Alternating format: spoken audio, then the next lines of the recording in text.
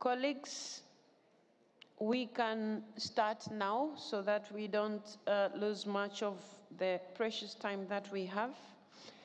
I would like to declare open the debate on the emergency item that was included or is included in our agenda this morning, which is entitled Response by Parliamentarians to the urgent plea by the United Nations Secretary General to recommit to multilateralism for global peace, justice, and sustainability.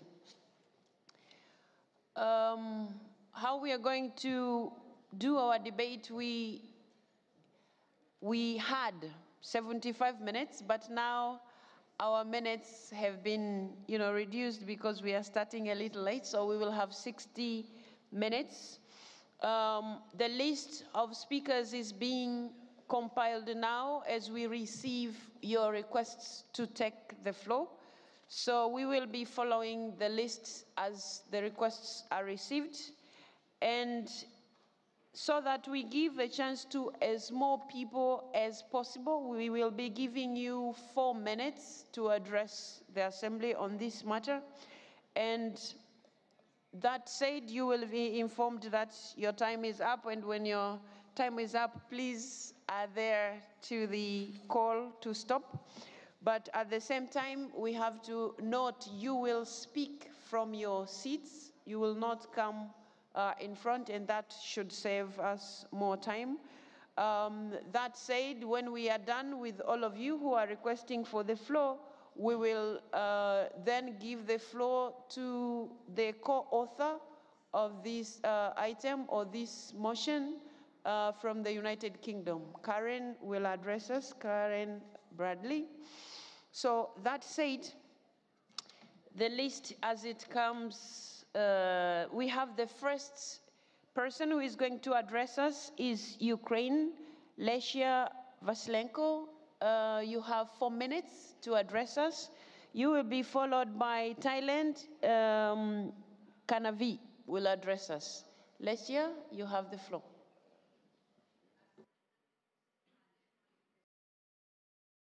Sorry. Hold on. Sorry, press again, Lesia. Lesia, press again the request. Okay, it's here now. Okay. All right. Now it's working. So thank you, Madam President, dear colleagues. The draft resolution we are discussing today contains points that are relevant pretty much to every country in the world. The text may seem quite broad at first, but the thing is, our whole planet has become ignited with wars and conflicts all over the place.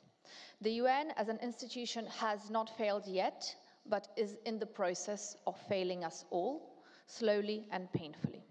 While the Secretary General expresses deep concerns over climate change, the crisis in Sudan, Gaza and the Middle East, Myanmar and Russia's aggression against Ukraine, people are dying in all these places. Mothers are giving birth under missile showers, and babies leave this world without barely taking one breath in the refugee camps they are born in. Schools and hospitals are not built but destroyed, and technology is being developed not to prolong human life, but to take it as quickly as possible, wiping out and exterminating whole nations. And all this time, the one organization that is meant to prevent all this misery and tragedy sits paralyzed. On the Security Council, the representation is not broad enough. Some continents are missing from the list of permanent members, and this is simply not right in the modern world that we live in. African countries deserve standing, and so do Gulag states, and so does India and Japan for that matter. On the Security Council, one country holds veto power while being the biggest aggressor in the world. Russia wages illegal, unprovoked war against Ukraine for the last decade. Over 10 years, since 2014, Russia has been escalating its aggression, not stopped once. In 2022, this aggression has turned into an all-out war against my people. And the people of Ukraine suffer every day. Children get stolen and abducted from their families. They are taken to a foreign land where their culture and ethnic identity is completely wiped out. Prisoners of war are returned looking worse than Holocaust survivors, and that is if they come back at all, and war crime after war crime is being committed, while UN organizations and the ICRC have no access to Russian prisons and war camps to even barely monitor the situation. The people in Africa and Asia suffer too. Propaganda and foreign military interference, such as that of the Wagner Group, for example, is felt in all the places of ignited conflicts that are mentioned in this draft resolution. The world of today is simply not right. And it is up to us, parliamentarians, through our efforts, our engagements, our discussions, to make the world right and to make the UN work again like the institution it was first enshrined to be and developed to be, to prevent conflicts, to prevent wars, and to prevent aggressions, not to just sit and watch as wars and aggressions develop all over the world. Thank you. Thank you so much, Ukraine. Once again, we have fewer forms. Before we close the list, please send in your request to speak. Now we will give the floor to Thailand, will be followed by the Russian Federation, Mr. Konstantin Kosachev.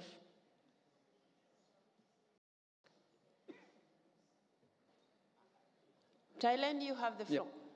Madam President, my dear colleagues, first, Thailand must congratulate and welcome the successful voting of the emergency item yesterday. It was indeed a good sign of hope and the right way forward for this organization to move ahead with reviving multilateralism. Thailand reaffirms our support for a rule-based multilateral system with the United Nations as the world's principal platform to promote global peace, security, and stability, and welcome the adoption of the Path for the Future at the recently held Summit of the Future to ensure that the multilateral system is fit for the purpose and adaptable to the evolving challenges of our times. We also believe that to maintain its relevance, the UN must undertake comprehensive reforms, including that of the Security Council. Amidst the ongoing armed conflict situation in various flashpoints across the globe today, we are saddened that thousands of innocent civilians, particularly women and children, have been killed and injured, including many Thai nationals. And that is why we gave all of our votes to the Gulags and 12+ proposal. Thailand therefore urge all the parties to respect and fulfill their obligation under international humanitarian law, that the protection of the innocent life and civilian must be prioritized at all times. It is also critical that the fighting cease in order for much needed humanitarian assistance to safely and effectively reach all affected people. We appeal to all sides to continue their support to UN humanitarian agencies to carry out its mandates to access those in need, and also call for the protection of the UN aid staff as well as UN premises, hospital, and public buildings. Apart from escalating violence and worsening humanitarian situation in different parts of the world, including Ukraine, Gaza, and in our own neighborhood, Thailand has also been directly affected by the spillover effect of the situation in Myanmar. We believe that peace and stability in Myanmar must be achieved through Myanmar-led and Myanmar-owned solution. That is why we are engaging with all sides and will continue to work closely with ASEAN and the international community. Looking at the situation in Myanmar, we have seen that after the military coup on the 1st of February 2021, we have seen that more than 18 million people affected by the situation inside Myanmar. More than 3 million people have been displaced internally. More than 1 million people from Rakhine State, Rohingya, had crossed the border into Bangladesh and seek asylum there. And more than 100,000 of refugees crossed the border into Thailand. We urge for all the parties to take a close look at the situation in Myanmar. We have to stop this indiscriminative strike and also the airstrike in Myanmar. To conclude, Madam President, Thailand wishes to underline the critical importance of the multilateralism and the need of genuine dialogue to reach a mutually agreed peaceful solution to the situation in Ukraine, the Middle East, and Myanmar. Whatever the challenges may be, it is imperative that multilateral, inter-regional and regional efforts must be reinforced to sustain and strengthen international peace and security, as Thailand will do its part in our collective efforts. With the convening power the IPU is the best position to mobilize the support from member parliaments to take the necessary step to come together and take effective decisions in finding multilateral solutions together to rebuild trust and solidarity and strengthen global governance through parliamentary diplomacy and to save succeeding generations from the scourge of war. Thank you, Madam President. Thank you so much, Thailand. Colleagues, we are left with one intervention, and that is Russia Federation. Mr. Kosachev Konstantin will take the floor.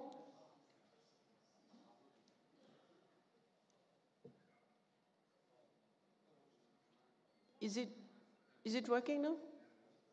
Please press again the request. Hold on.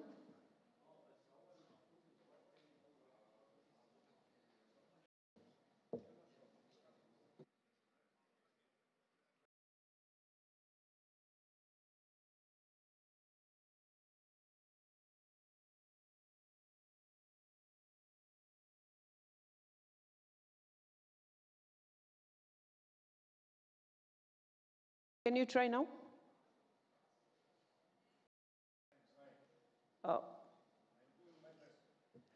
Oh, yes, now. Okay, Thank you, Madam President, for your assistance. Dear colleagues, what's going on here is shameful for our union and for our assembly. Check the attendance. We are discussing some emergency item. You don't have people here. And you have just 3 contributions on your list of speakers. The item is not hot enough for the assembly. It's not hot enough for the union. This is my first comment. I feel sorry about that. Secondly, I believe it's a very bad manner to allow delegations to present their motions as late as 1 or 2 days in advance to the final decision. We need to change our rules of procedure and set a deadline. Let's say the motions would be presented before the assembly starts, so that a geopolitical group and national delegations have an opportunity to discuss properly the content of the motions, which is not the case now. Thirdly, we have Rule 11 of our union about the emergency items. I quote, "An emergency item must relate to a recent major situation of international concern on which urgent action by the international community is required." This is not the case. Of course, we have so many conflicts and problems in the world to be discussed at our union, but nothing of this has happened recently. So this is not in accordance to our rules of procedure, and I believe that there should be some threshold, let's say within the executive committee, for example, evaluating the accordance of the initiatives to the content of our rules of procedure. Now about this initiative. You know, so many things here are added by 12+, by countries who initiated this motion, which were never presented in this format by the Secretary General. It's much broader. It's a position on so many important issues by a certain group of countries, namely 12+. And they propose to all of us in just 30 minutes here, and then another minutes in the editorial committee to take position on that. And what they are going to achieve?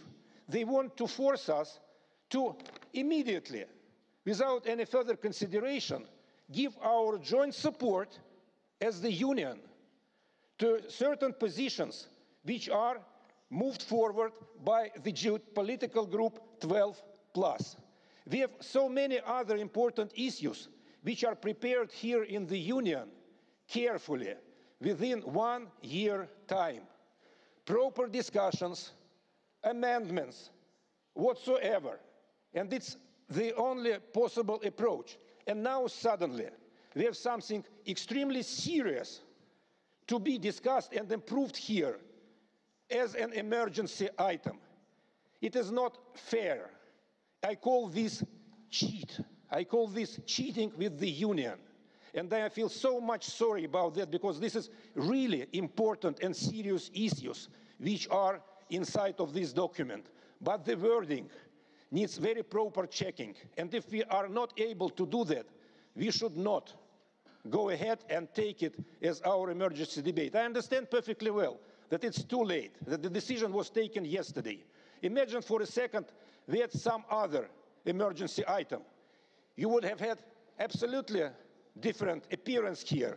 You would have had here absolutely other number of contributions for this discussion. But we are now in the arms of the geopolitical group 12+, and they want to receive this support of the whole union on a certain document which I believe deserves much better attention than we have the possibility now. So I am absolutely sure that at least my delegation will not be able to support this document, not because we disagree with something. Probably we will be able to agree. But because we don't have time to take our position on such a serious document. It's not fair towards the Assembly and towards the Union from the 12+ group. Thank you very much. Thank you.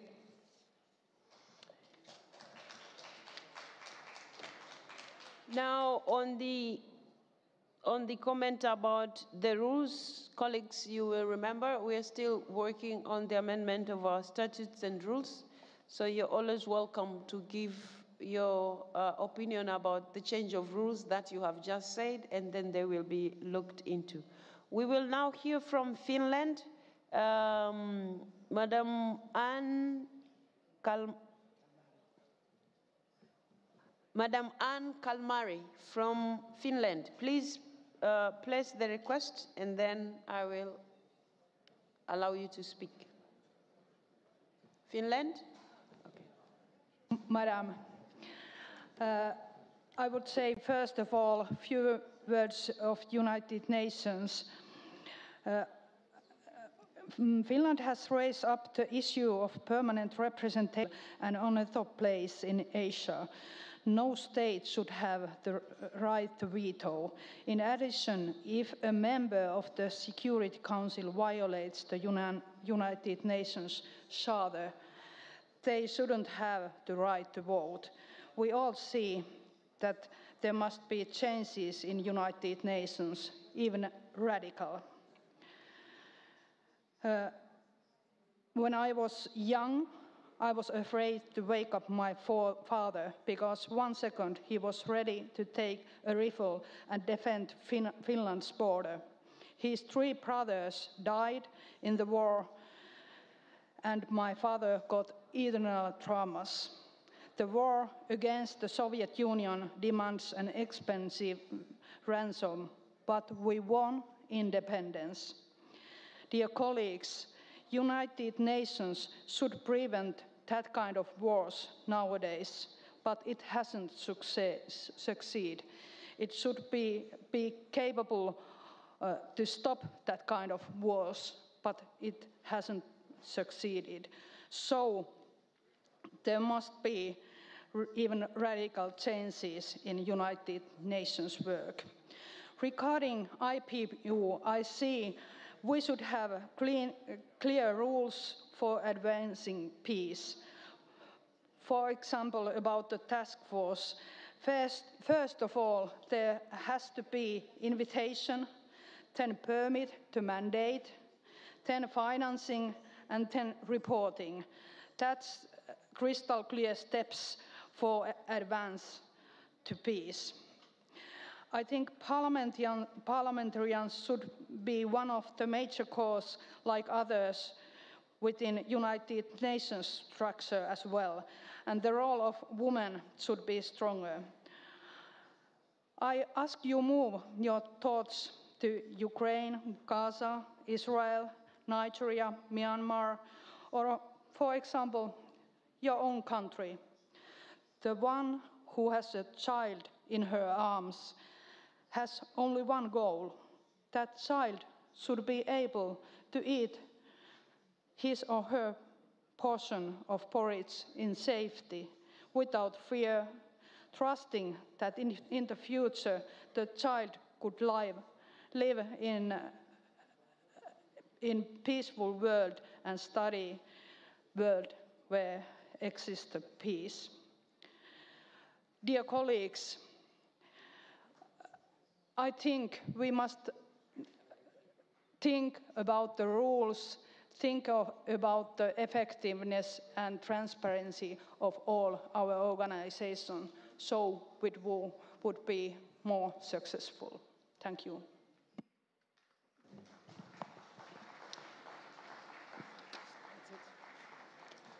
Thank you so much. Colleagues, the list of speakers who had requested to take the floor is exhausted. So we are now going to listen from Karen Bradley, the co-author of our motion from the United Kingdom. But she can come to the floor, I think. Karen, if you wish, you could come to the podium because you are the co-author of the motion. Okay, she's coming to the podium.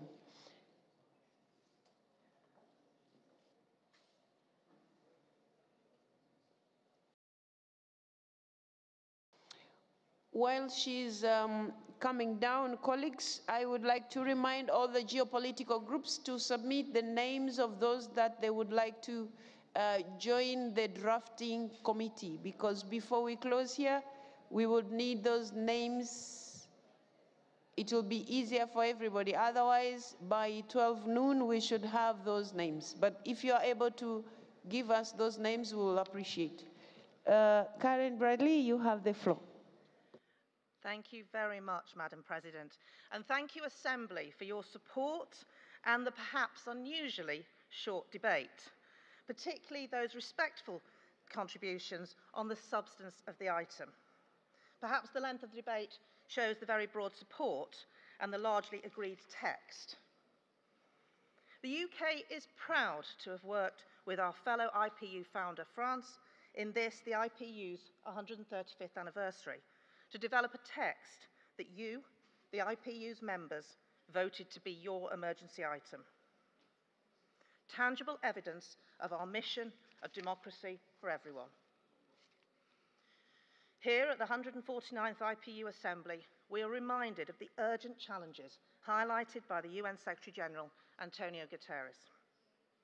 His address should be a wake-up call, urging us to confront deepening divides, widening inequalities, and crises that threaten our societies and planet. From the ongoing conflicts in Ukraine and the Middle East, to the climate emergency and financial struggles in developing nations, these multifaceted crises are interconnected and require our immediate attention.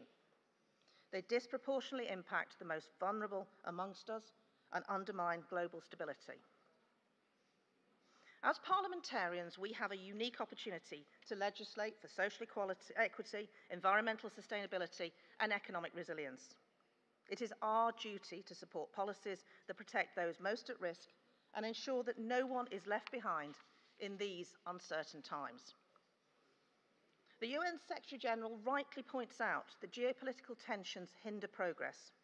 We cannot afford to be gridlocked by dysfunction. We must rise above political divisions and engage in meaningful dialogue. True international cooperation requires setting aside differences to pursue shared goals. We must advocate for multilateral frameworks that foster collaboration and build trust among nations, just as the founders of the IPU did 135 years ago. We heard some excellent contributions. Thailand spoke passionately about the situation in Myanmar and Yemen. The situation in Ukraine that our friend from Ukraine spoke about exemplifies the need for international solidarity. We must support Ukraine's sovereignty while advocating for a complete Russian withdrawal to create conditions for lasting peace. This crisis affects not only Ukraine, but also global markets and international stability. Our collective response must restore peace and seek a just resolution. Similarly, the Middle East crisis demands our unified response. The escalating violence and humanitarian needs threaten countless lives. We have a moral obligation to promote peace, support diplomatic efforts for de-escalation, and ensure humanitarian aid reaches those in need. Lasting peace requires courage, collaboration, and a commitment to justice for all, including a diplomatic, long-lasting and sustainable solution which protects the future for all in the region. And let us not forget the innocent victims, children caught in conflict. We must advocate for their rights, ensuring legislation protects them from violence and exploitation. It is our duty to prioritise initiatives that allow children not just to survive, but to thrive. And this was, of course, the focus of the excellent emergency item proposed by Argentina, which we were proud to support. Restoring trust in our institutions is critical. The erosion of public confidence in democracy and international law is alarming, and Finland spoke about the role that the UN must play to address this. We must ensure transparency and accountability in our decision-making processes and engage our constituents in guiding our actions. The challenges we face are daunting, but together we have the power to forge a brighter future. Let us commit to building a coalition of the world, prioritising dialogue, cooperation and collective action. The time to act is now. Let us work together, hand in hand, for humanity as a whole. Thank you.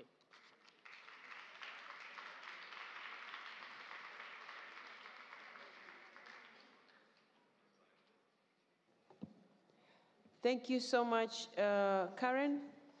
Colleagues, I had just mentioned to you the requirements that each geopolitical group brings us 2 names in order to comply with our Rule 16 of the composition of the drafting committee, which says, and I quote, the drafting committee shall take into account equitable geographical distribution and political and gender balance. So let's have the names of those from the drafting committee. We have so far received only from GRULAC, so we are waiting the names from the other groupings. Please do that by 12 noon today. The members of the drafting committee are requested to note those who will be nominated by the geopolitical groups.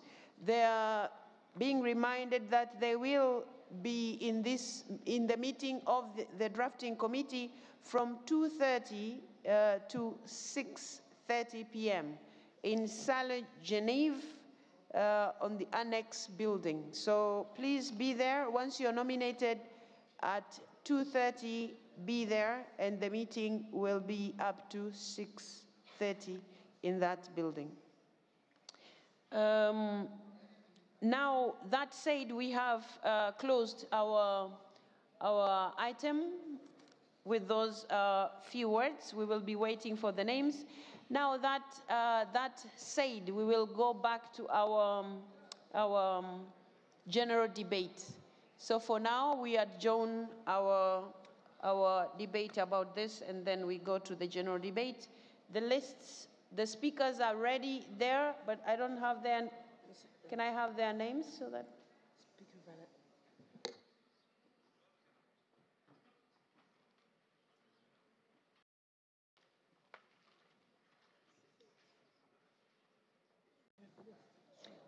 Where is the name?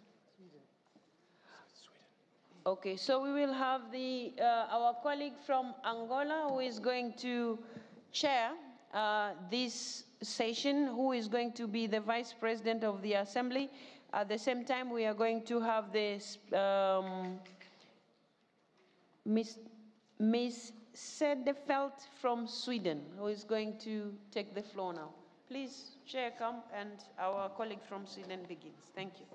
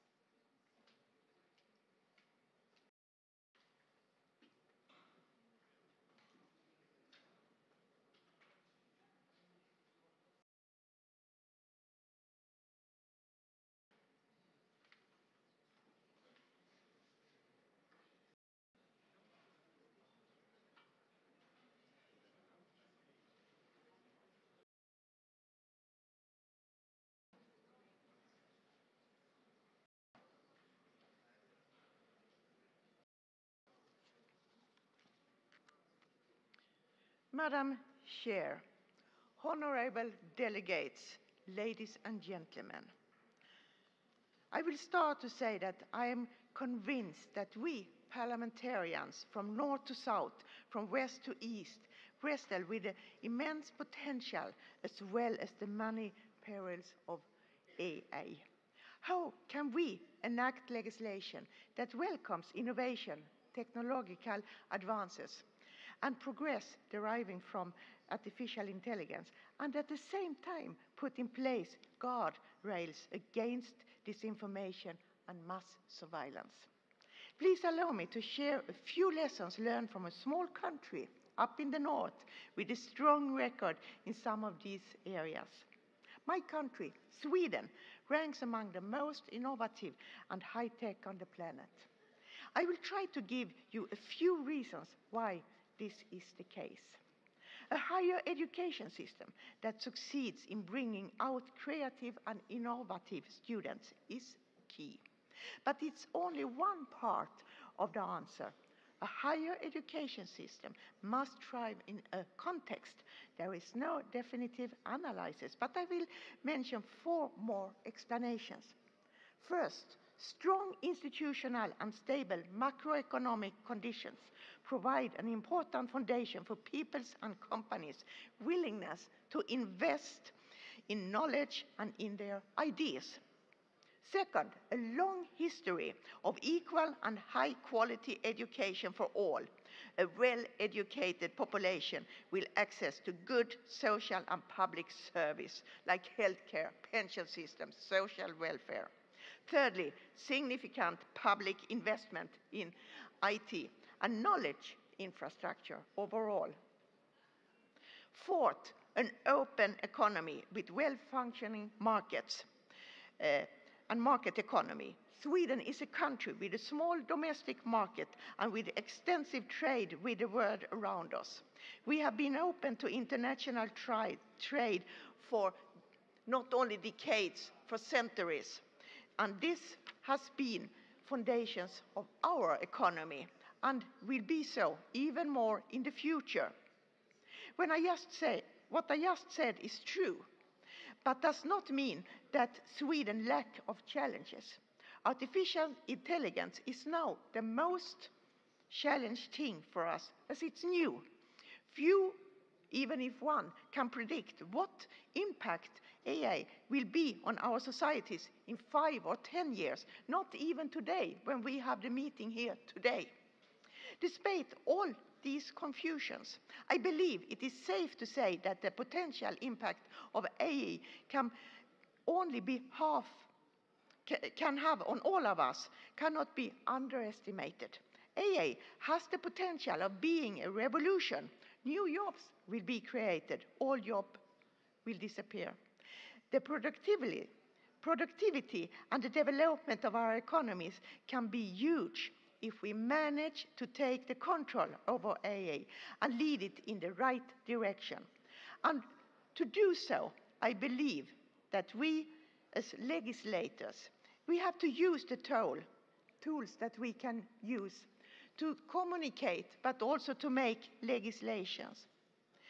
And I would say that we have to face and recognize in a lot of things, but here I would like to give you one concrete example. The tool could be the most effective for the police in search of suspects. And I don't mind if new technology is used to prevent crime or apprehend criminals. But what if the same technology is used by totalitarian regimes to track down on political opponents? Or if it's used to suppress free speech, access to internet, or freedom of movement for some groups, or on the civil society as a whole? AI is a double-edged sword. It can be used for both good and evil. But it must be in our mission as members of parliament to make sure that we create a framework where artificial intelligence is protected and not misused for shady or undemocratic purposes.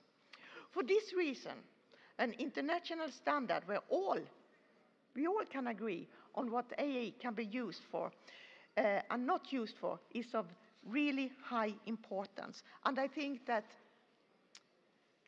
IPU is the right format to work further on this. But I would like to use my last seconds here, Madam Chair, to mention a few things.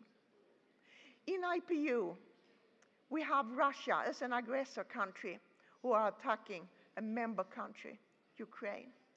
And in my belief, it's important that our activity forward goes on in a transparent way, and where there is the support that the President needs to act in the transparent way, and there need to be procedures how this communication between the aggressor and Ukraine can be fulfilled to work for peace, stability, and unity inside IPU and its member countries. Thank you, Madam Chair.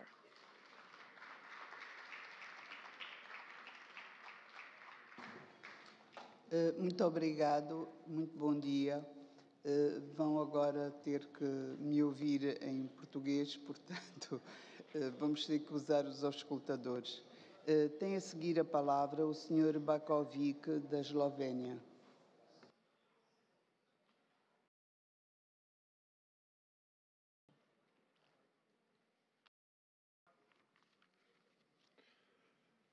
Distinguished Madam Chair, at a time when we are coping with climate change, economic challenges, and the global uncertainty, it is clear that the solution of this complex issue rely on our ability to collaborate and effectively harness science technology. Although overlooked, this segment of society is crucial in shaping the society of the future. I am therefore very pleased that the topic has been placed at the focus of this IPU assembly. Scientific research is essential as it enhances our understanding of natural processes and the impact of human activities on the environment, leading to the development of sustainable solutions. Technological advancements enable use to manage natural resources more efficiently and improve agriculture practices, contributing to food security and the preservation of ecosystems. Innovation also plays a critical role in promoting peace and security, a contribution that becomes even more valuable in an increasingly unstable world. Advancements in communication technologies, for instance, facilitate in the effective exchange of information and cooperation among scientists, policymakers, and civil society, accelerating the search of solutions to the global changes. By integrating science, technology, and innovations, we can build a more just, sustainable, and peaceful world for future generations. Slovenia places significant emphasis on technological progress. In 2022, we adopted the Slovenian Research and Innovation Strategy 2030, which outlines key priorities of development. Our focus in research and innovation is thus on promoting sustainable development in line with the 2030 agenda, with particular attention to green and digital transformations. In this regard, we prioritize research and areas such as the environment, agriculture, and food, digital transformation of the economy and society, and the improvement of quality of life and health.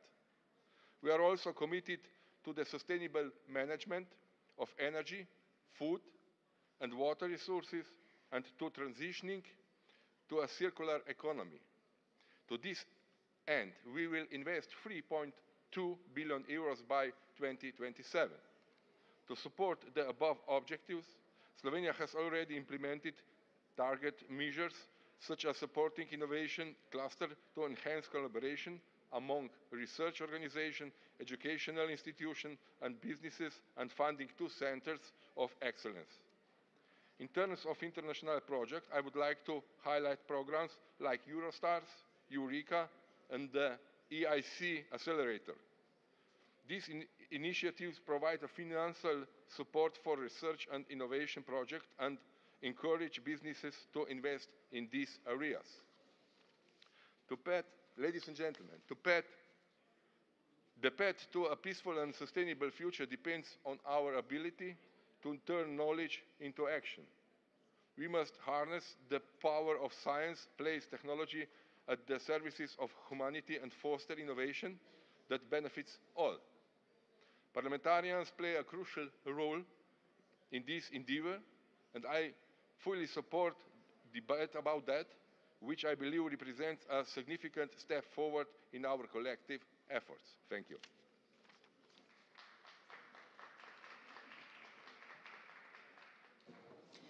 Muito obrigada. Tem agora a palavra o Sr. Burokiene, da Lituânia. Senhora, desculpe.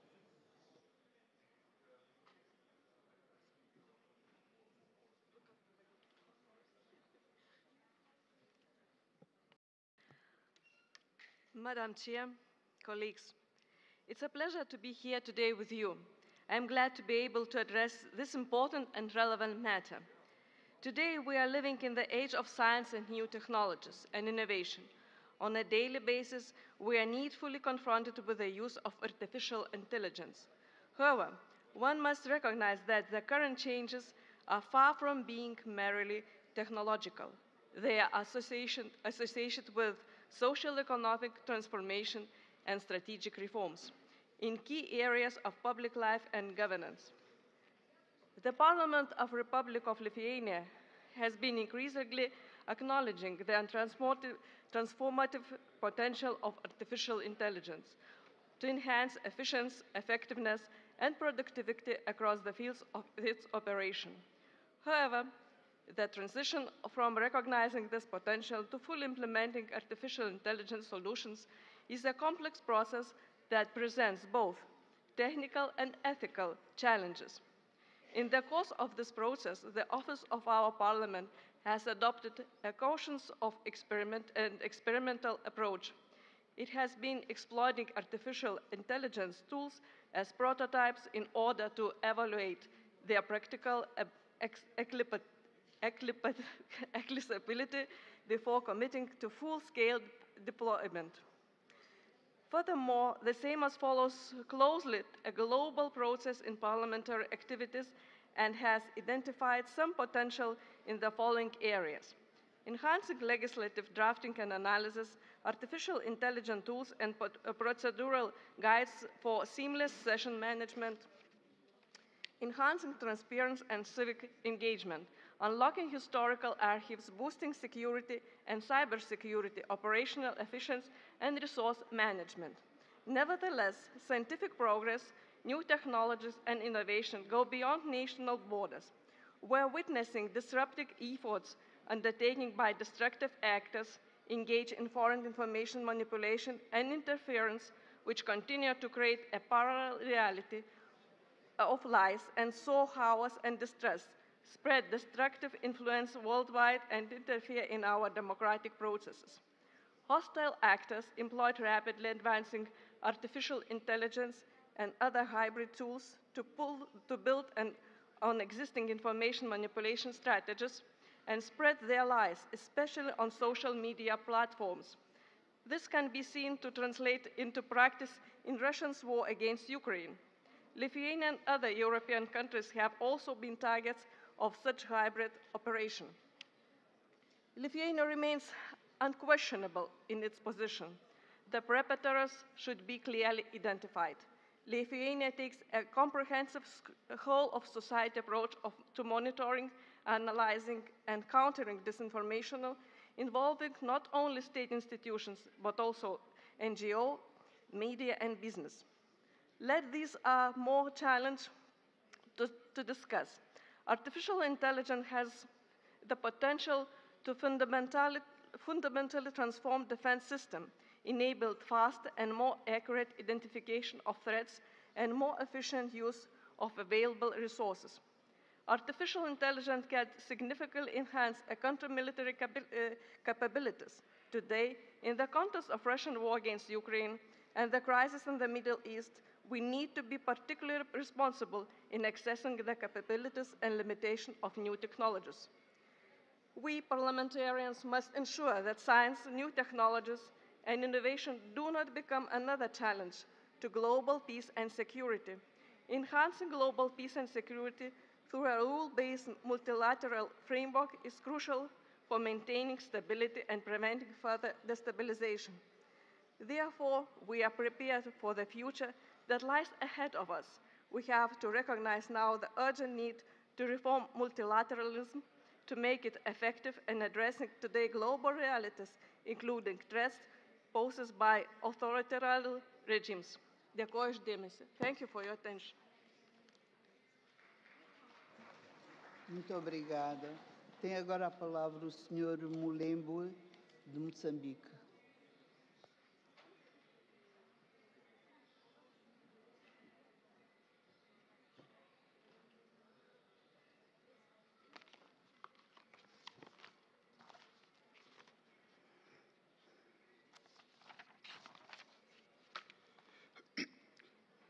Respeitada e estimada Presidente desta sessão, senhoras e senhores, é para mim uma grande honra e privilégio juntar-me a Vossas Excelências para juntos explorarmos este tema da 149ª Assembleia da União Interparlamentar, que é aproveitar a ciência, a tecnologia e a inovação para um futuro mais pacífico e sustentável, tema que julgo ser de grande importância no nosso forte e comum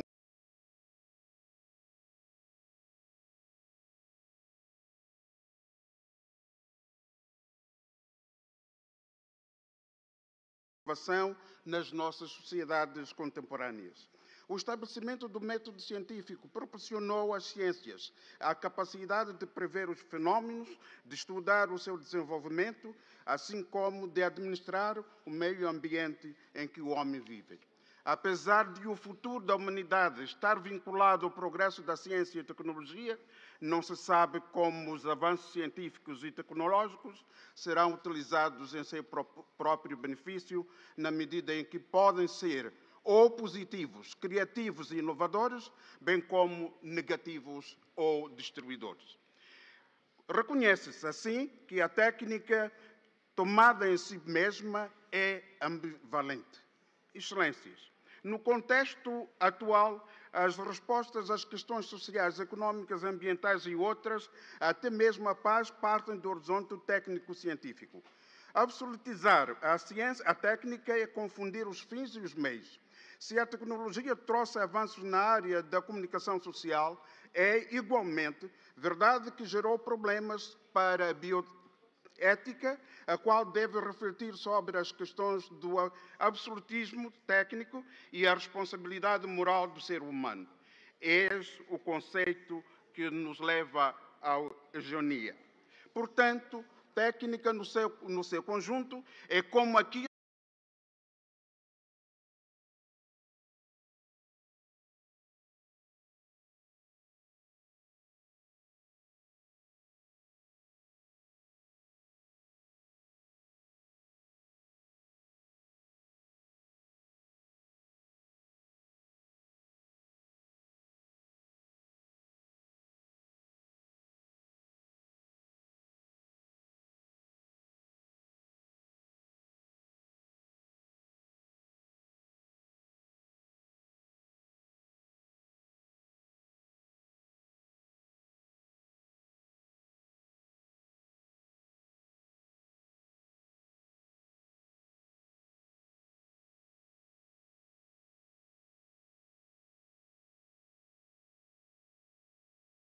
astronômicas. No passado muito recente, estávamos empolgados com as TICs, Tecnologias de Informação e Comunicação. Hoje, a CTI, Ciência, Tecnologia e Inovação, mais a inteligência artificial, atraem-nos a todos nós, sobretudo os que têm o domínio da ciência e tecnologia. Para que ninguém fique à margem destes progressos, as sociedades como a minha, de um país pobre em vias de desenvolvimento, devem saber investir na educação, formação e capacitação. A este propósito, dizia um notável português, um povo culto sabe defender-se.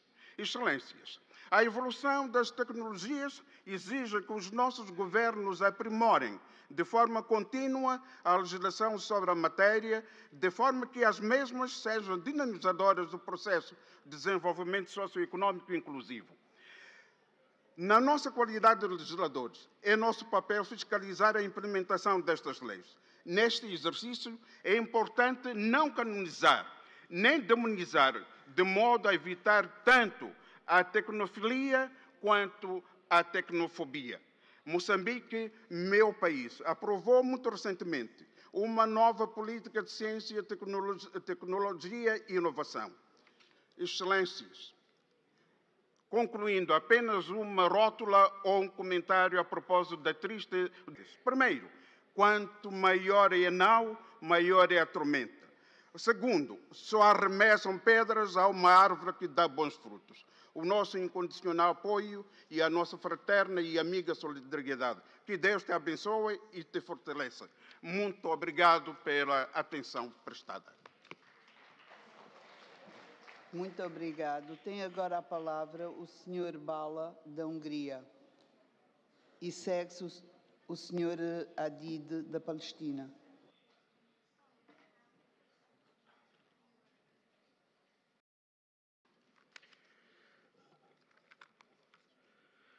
Madam President, dear colleagues, the world today is undergoing unprecedented technological development, and it's a huge challenge for mankind to keep us with the unique pace of development. Artificial intelligence is defended by some and criticized by others, but everyone is talking about it. It raises hopes that concerns not only in the European Union, but also globally. In Hungary, there is no specific legislation on artificial intelligence, and the primary reason is that in the March 2024, the European Parliament adopted the Artificial Intelligence Act, the European Union's first comprehensive global regulation on artificial intelligence. In recent decades, the importance of research, development and innovation has increased in Hungary, as it has a huge impact on the competitiveness of the economy and on socio-economic development. Every year, Hungary spends more on research, development and innovation. In nominal terms, funding tripled in the past 10 years. Key measures of Hungary have included the renewal of higher education institutions and the strengthening of technology transfer, with the goal to establish an increasing number of the technology companies and or universities. We are proud that Hungary's scientific, technological and innovation achievements are also understanding in the global context. Hungary is currently ranked 33rd in the 2023 Global Innovation Index. We Hungarians are understandably proud of the high number of the Nobel Prize winners and the proven global value Hungarian intellectual capital. As an outstanding example of the international recognition of the Hungarian science, in 2023, research biologist Katalin Karikó was awarded the Nobel Prize for the medicine for her work in the scientific foundation of the mRNA vaccines. She is the 60th Hungarian Nobel laureate and first Hungarian woman to receive the prestigious award. At the same time, Ferenc Krausz was awarded the Nobel Prize in the physics for the foundation of attosecond physics. At the same time, Ferenc Krausz was awarded the Nobel Prize in the physics for the foundation of attosecond physics. In July 2024, Botond Roska, director of the Institute of the Molecular and Clinical Ophthalmology in Basel and co-founder of the Brain Vision Center in Budapest, was awarded the Wolf Prize for Medicine for his significant research achievement in restoring sight to blind people using autogenetic means. The Hungarian government is committed to its strategy supporting science, technology and innovation, and places specially focus on the potential of international cooperation in these fields. Our strategic goals is the internationalization of Hungarian research and innovation ecosystem. Honorable MPs, national parliaments cannot simply stand by and watch the change taking place around us, as technical progress will suddenly grow beyond any regulatory framework. Immediate action and also essential because the changes present may potential dangers and risks, and governments need to respond in time, ensure we do not lose our ability to adapt. Such risks include technological inequality, misinformation, and the spreading of false information, which undermine public trust in government institutions and pose dangerous risks to public safety. The malignant use for technology undermines human rights, and the governments must prove a safe, non-discriminatory, and evidence-based environment for all. This includes a safe-only space to eliminate the possibility of online harassment and the cyber attacks, and particularly gender-based one. And we need to pay more attention to how we affect the marginalized and vulnerable groups. And it's very important that beside the digital development, we can preserve our traditions and national identity. We are worried that we need to work together to ensure that the emerging digital revolution mostly produces winners and not losers of our planet. As lawmakers in our national parliaments, we must work together through the excellent multilateral platform by the IPU to minimize the technological divide and create a level playing field for voters and all inhabitants of the earth. Thank you for your kind attention. Muito obrigado. Tem agora a palavra o Sr. Adid da Palestina e a seguir o Sr. Jebali do Egito.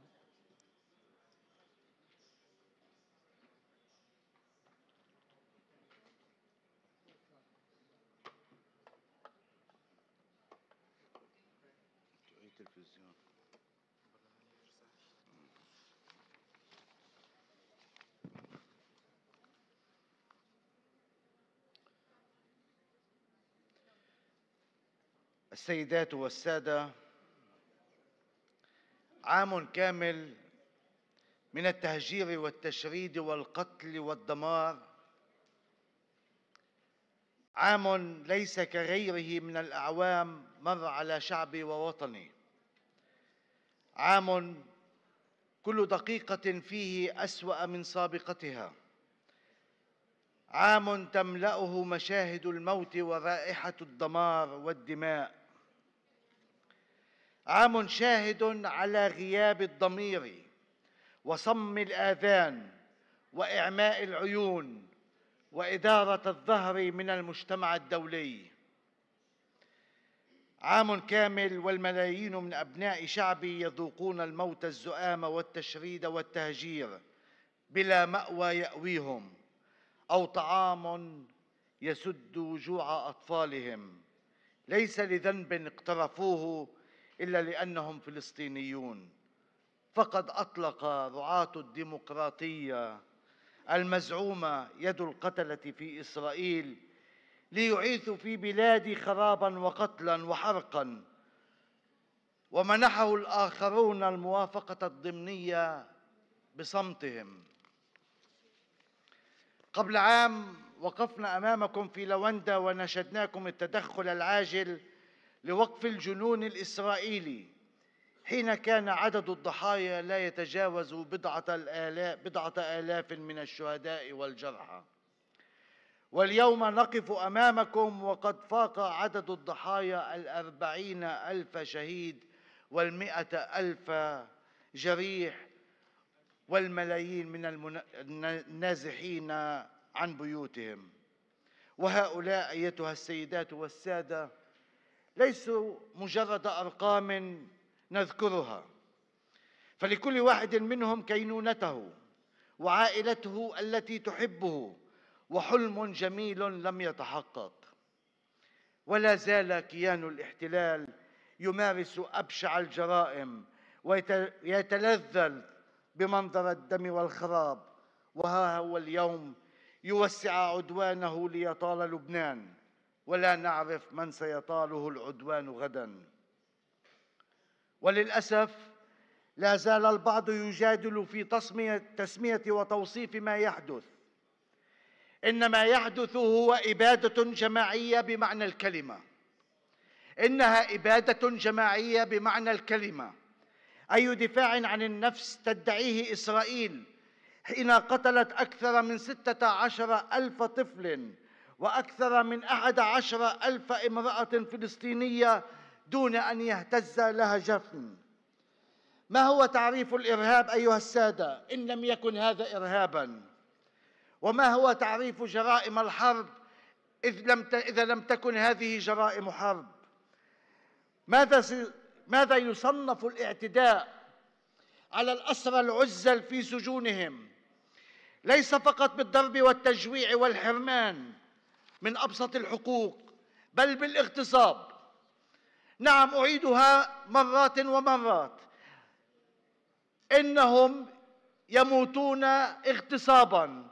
إن وحوش شرطة إسرائيل وبتعليمات من الوزير الفاشي بن غفير يغتصبون أسرانا بالهروات حتى الموت. هل هذا هو الدفاع عن النفس؟ أجيبوني بربكم، أي ديمقراطية تمثلها هذه الحكومة الفاشية والتي يتعاطف معها ويدافع معها البعض منكم؟ السيدات والسادة، واهم من يعتقد أن الحق يسقط بتزوير الحقائق، وواهم من يعتقد أنه سيبقى الأقوى إلى الأبد. إن القوة الحقيقية ليست بصناعة الحروب أو الانتصار بها، بل القوة لمن يستطيع إحلال السلام. وواهم من يعتقد أنه يمكنه إخضاع شعب لم يعرف الاستكانة أبداً لأي احتلال. راجعوا التاريخ جيداً لتعرفوا أن الشعوب المقهورة ومهما طالت معاناتها قد أشرقت عليها شمس الحرية وتبدد الظلم عنها. وما الجزائر إلا مثال حي وقدوة لكل شعوب العالم الطواقة إلى الحرية. وأنا أقول لكم أن شمس الحرية ستشرق على فلسطين وشعبها حتماً، وأن أشد ساعات الظلام هي الساعات التي تسبق بزوغ الفجر. ندرك تماماً أن درب النضال من أجل انتزاع الحرية قاس وطويل، لكننا نؤكد لكم أن أنفاسنا في النضال أطول وإرادتنا وعزيمتنا أقوى من أن تكسرها يد المجرمين. شكراً لحسن استماعكم.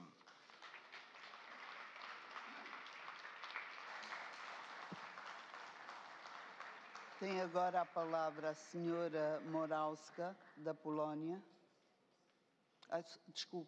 Desculpe. Sorry. E a seguir o senhor Gebali. Madam President, dear colleagues, technological progress is undoubtedly the flywheel of the 21st century economy. It has prompted the emergence of new industries and new services that would have been hard to imagine just a decade ago. New technological advancements can also play a significant role in addressing climate change and natural disasters, which are becoming more severe and occurring with greater frequency.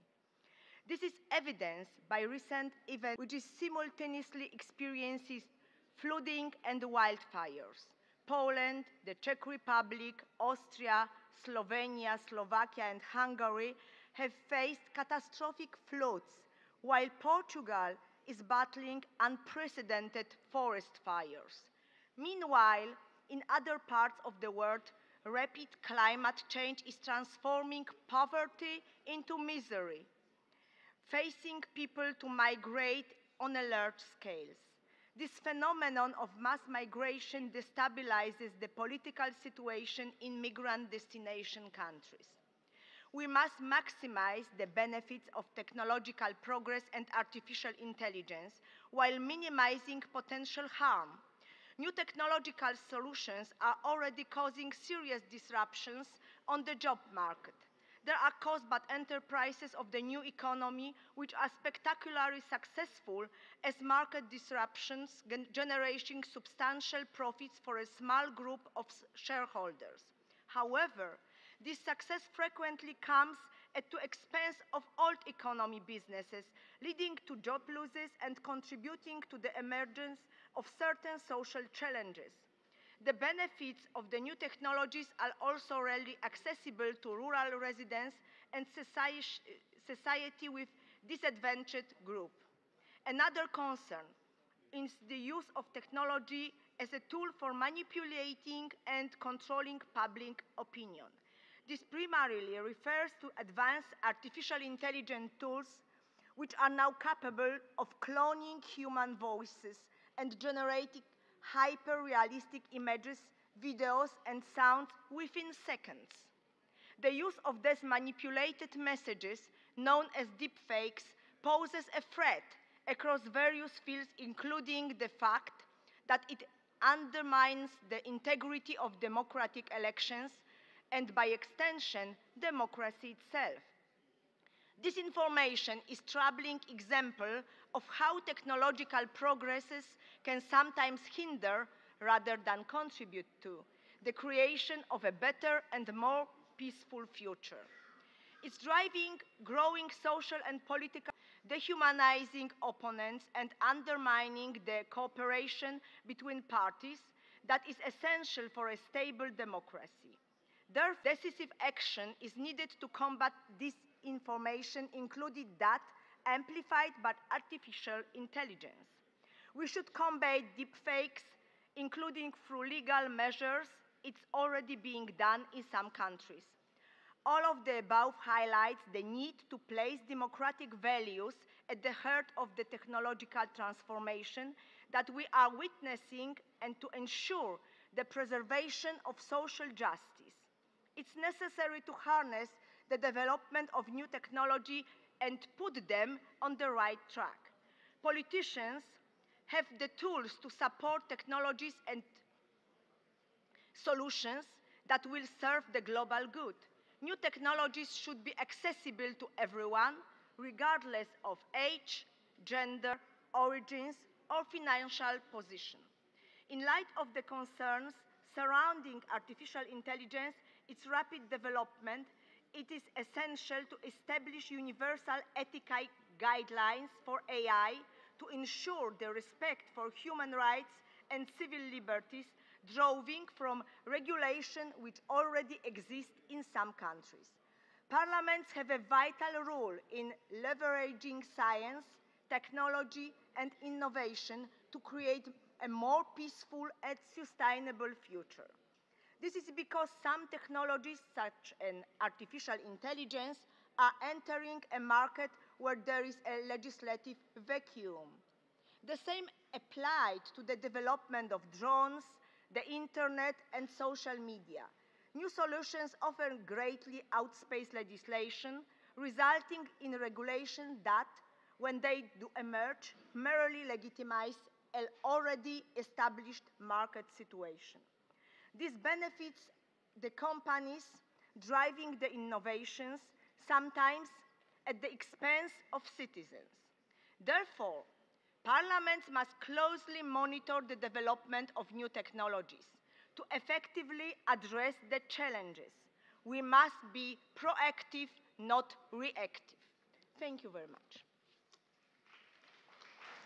Muito obrigado. Tem agora a palavra o Sr. Gelabi do Egito, a quem peço desculpas, e a seguir terá a palavra o Sr. Smith da Nova Zelândia.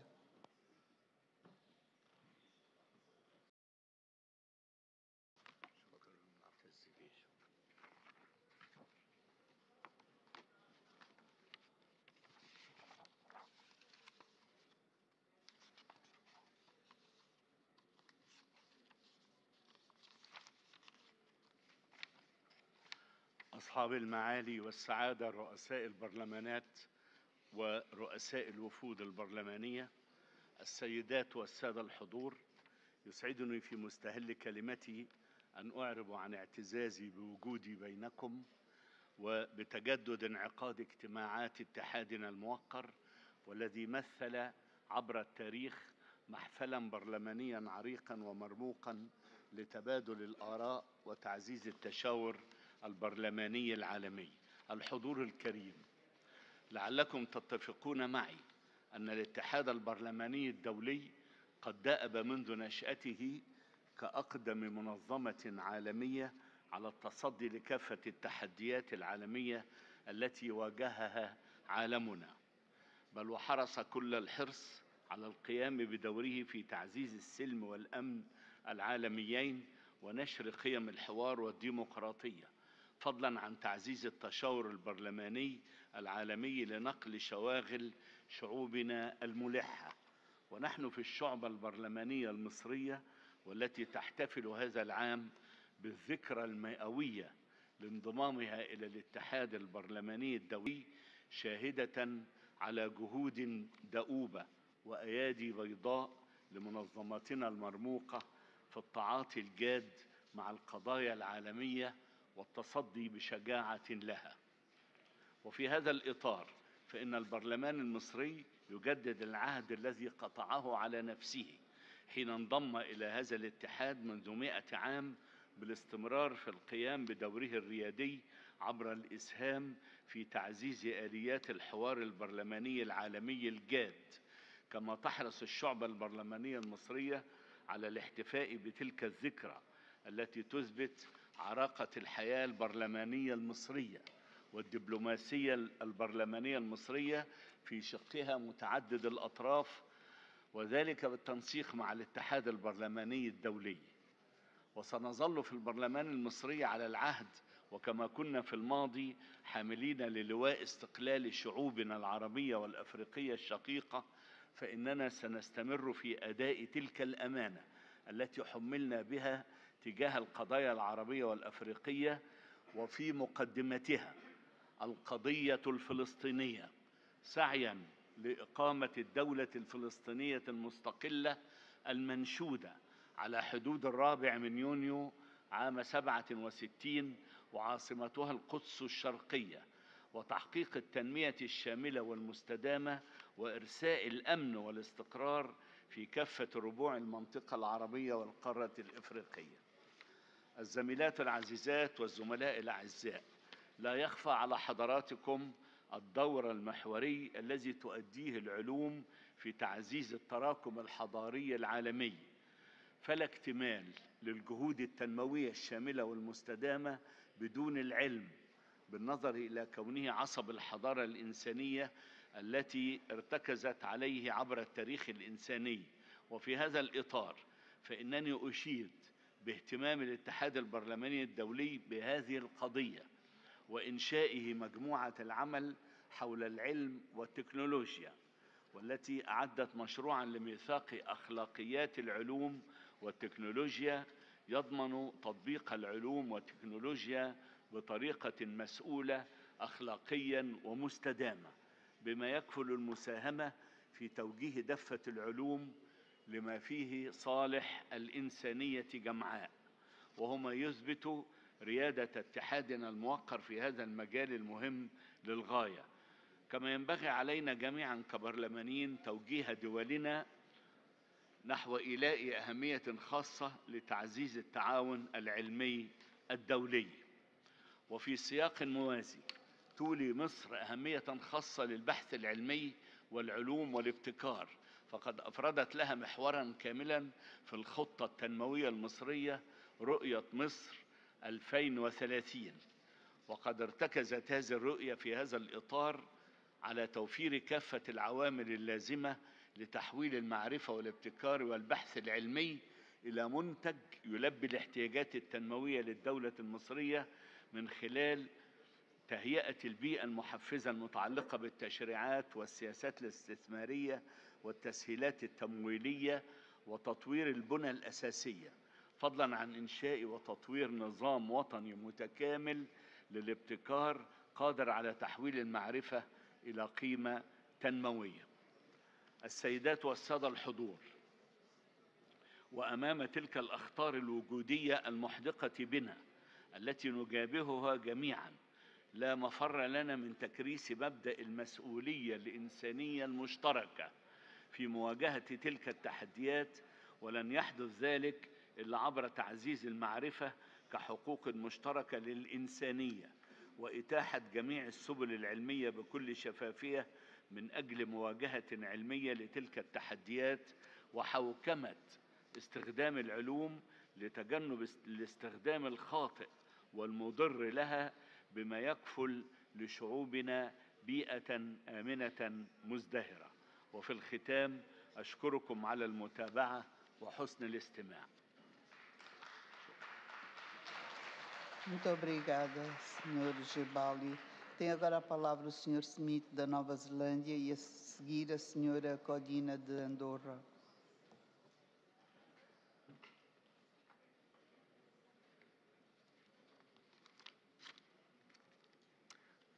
Good morning.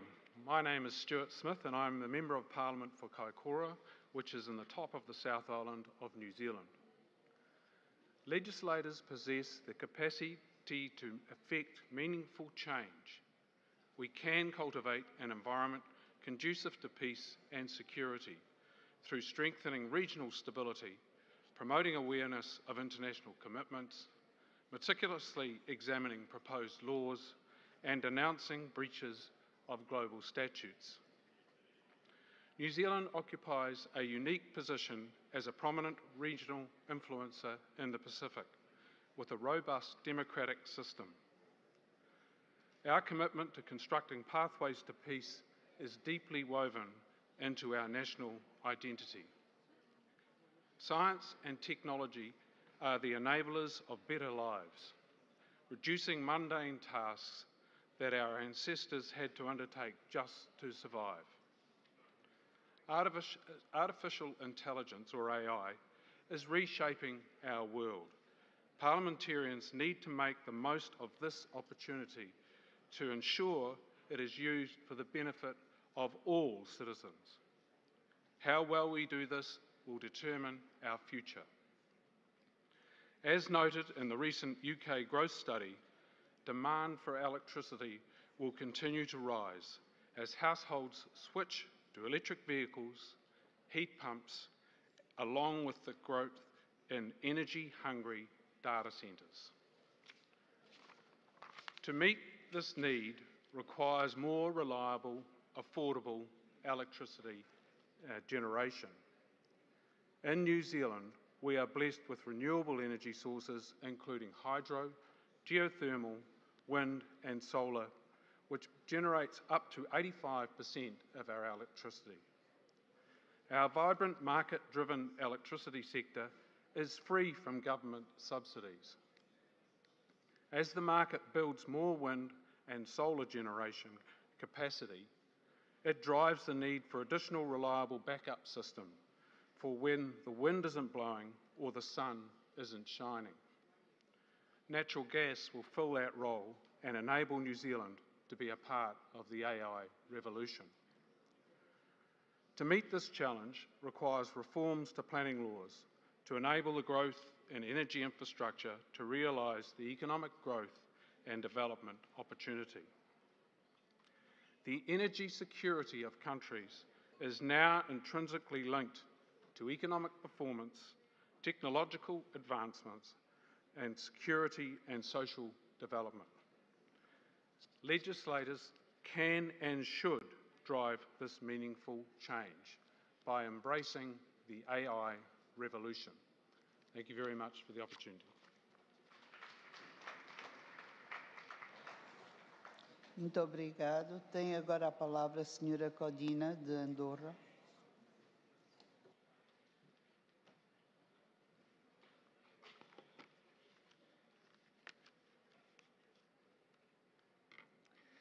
Madame la Présidente, chers collègues, permettez-moi de partager l'expérience de l'Andorre en matière de transformation numérique.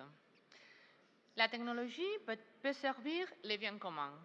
Et en 2020, le gouvernement de l'Andorre a adopté une stratégie nationale de transformation numérique pour 2020-2030, avec des objectifs spécifiques en matière de numération, parmi lesquels incorporer la technologie dans la vie quotidienne des citoyens tout en garantissant le respect des valeurs et des droits fondamentaux. Afin d'assurer que les avantages de la technologie bénéficient à tous les membres de la société, notamment aux femmes, aux jeunes et aux groupes vulnérables, nous avons lancé des programmes de formation aux compétences numériques. Par ailleurs, en attendant l'accès à l'Internet universel, nous réduisons activement la fracture numérique et facilitons l'inclusion numérique pour tout, indépendamment de son origine socio-économique. Nous avons également mis en place des cadres de protection des données et de la vie privée. Cela est essentiel pour anticiper les répercussions à long terme des décisions prises en matière de technologie, en particulier en ce qui concerne l'intelligence artificielle. Pour cela, l'Andorre a signé la Convention du Conseil de l'Europe sur l'intelligence artificielle et travaille à la création d'un cadre éthique national pour l'utilisation responsable des technologies. De plus, nous avons mis en place des mécanismes de collaboration entre le secteur public et le secteur privé, tout en travaillant en partenariat avec des autres pays. Le futur forum des services digitaux que nous organiserons l'année prochaine servira de plateforme pour renforcer la coopération régionale et faciliter l'échange entre les parlements, gouvernements, sociétés civiles, communautés scientifiques et secteur privé. Enfin, pour trouver un équilibre entre l'émergence rapide de l'intelligence artificielle et les impératifs de réglementation, nous développons des politiques flexibles et adaptatives. Également, le gouvernement d'Andorre a approuvé un code déontologie sur l'intelligence artificielle qui propose des recommandations claires au secteur public et privé et au grand public. Ce code vise à encadrer l'usage de l'IA de manière responsable, en assurant que cette technologie est employée de façon transparente, équitable et respectueuse des droits fondamentaux. Nous croyons fermement que les avancées en IA doivent être accompagnées de mesures de prévention solides contre la discrimination, la violence et la désinformation. Les prochaines années seront primordiales pour déterminer comment la technologie numérique peut jouer un rôle positif dans nos sociétés.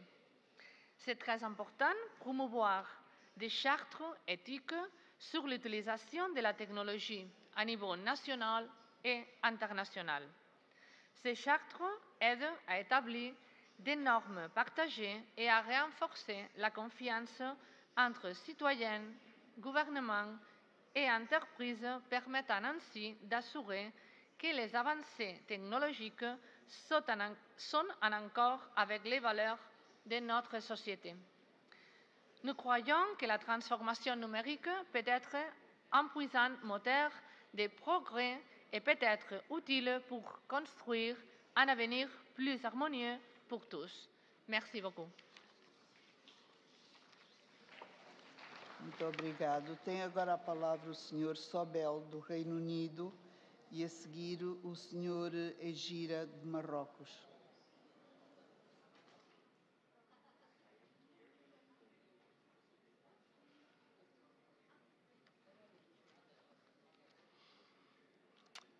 I'm Alex Sobel. I'm the delegation leader for the United Kingdom delegation to this IPU Assembly. Today, we stand at a pivotal moment in history, one marked by rapid advancements in science, technology, and innovation. These forces are not only reshaping our societies, but also the very roles we as parliamentarians play in the political landscape.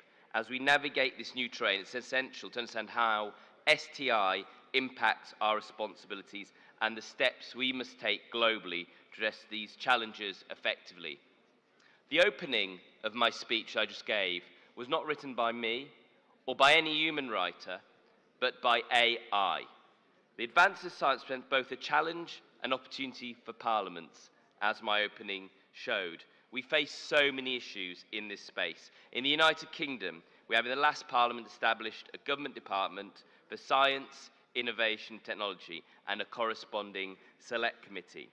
First and foremost, science and technology have fundamentally changed the nature of decision-making in governance. In an age where information is abundant, our ability to analyse data and make informed decisions is paramount. Today we have access to sophisticated data analytics, research findings and expert opinions that inform our policies. This allows us to craft legislation that is not only responsive but also grounded in solid evidence. For instance, consider the ongoing discussions around climate change. The scientific consensus is clear, yet translating this into effective legislation requires understanding both science and the socio-economic factors at play. As parliamentarians, we must educate ourselves on these complexities to create policies that address the urgent needs of our environment while considering economic impacts on our communities. In the UK, our Department for Science, Innovation and Technology have 5 priorities. These are AI, engineering, biology, future telecommunications, semiconductors, and quantum technologies. The first stored program computer was invented at the University of Manchester in the UK. And Rosalind Franklin, James Watson, and Francis Crick discovered the structure of DNA, and Jocelyn Bell Burnell discovered the pulsar, both at the University of Cambridge. And in my own constituency, Bragg discovered the structure of crystals at the University of Leeds. On a more frivolous level, Faraday discovered carbonated water, making all the fizzy drinks that you now enjoy. The UK has a proud history of science and technological discovery, but we as nations face challenges, multiple challenges where science and technology form part of the solution, whether climate change, pandemics, global hunger, or education. The IPU is already making great strides in multilateral work on these issues, whether Parliamentarians for the Planet and the Climate Education Advisory Committee, or the work this Assembly has done on regulating AI and ensuring we have global standards, which was how we developed and have harnessed the internet through the use of global protocols, which will now be far more important with AI. AI is used not just in the business and public sphere, but is increasingly used in different aspects of defence, especially making weapons autonomous. As in previous generations, we have tried to regulate conflict, such as the Geneva Conventions or the Chemical Weapons Convention.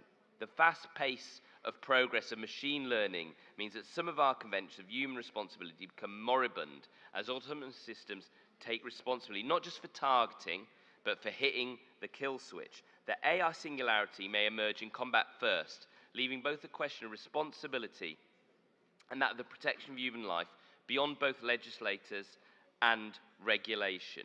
Never mind the implications on human rights abuses. The 148th Assembly did groundbreaking work, and we should restate the call for a ban on fully autonomous weapons, regulation, education on this emerging danger for humanity. However, as we all know, the internet revolutionized our lives, but also came with challenges. The prevalence of misinformation, disinformation online can undermine public trust in our institutions. As parliamentarians, we must not only use these tools to communicate effectively, but also work to combat misinformation, ensuring that our constituents receive accurate information. We must legislate to ensure that information is fact-checked and that people are safe from harms online. We have passed legislation in the UK, which will be enacted next year, but is already looking like it needs to be updated due to technological advances. Biotechnology is an area where we have had regulations since the 1980s, with development of genetically modified plants. But now new novel foods, such as cultured meat or precision fermentation, require new regulation. These foods also provide a great opportunity to end world hunger, but we need a regulatory regime, which means they can be safely developed, eaten and exported.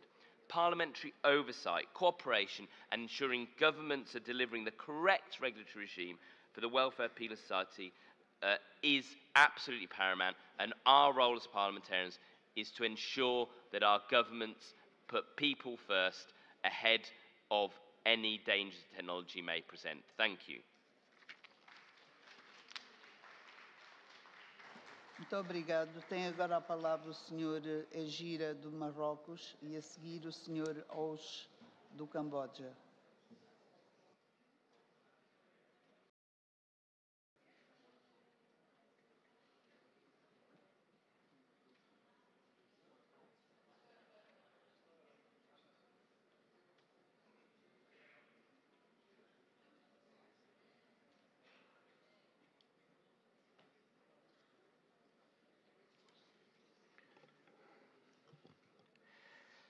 بسم الله الرحمن الرحيم. السيدة الرئيسة، السيدات والسادة الرؤساء ورؤساء الوفود، السيد الأمين العام للاتحاد البرلماني الدولي، أيها الحضور الكرام، باسم برلمان المملكة المغربية أحييكم جميعا كل باسمه وصفته ووضعه الاعتباري، وأتمنى لأشغال هذه الدورة الجديدة للاتحاد البرلماني الدولي كامل النجاح، وبالخصوص أن تسهم بدورها في التراكم التاريخي لهذه المؤسسة الكونية الموقرة التي جعلنا منها شاهدا حيا على تطور الفكرة الديمقراطية في العالم رغم تعدد التجارب واختلاف الخصوصيات الثقافية والاجتماعية والأنساق السياسية.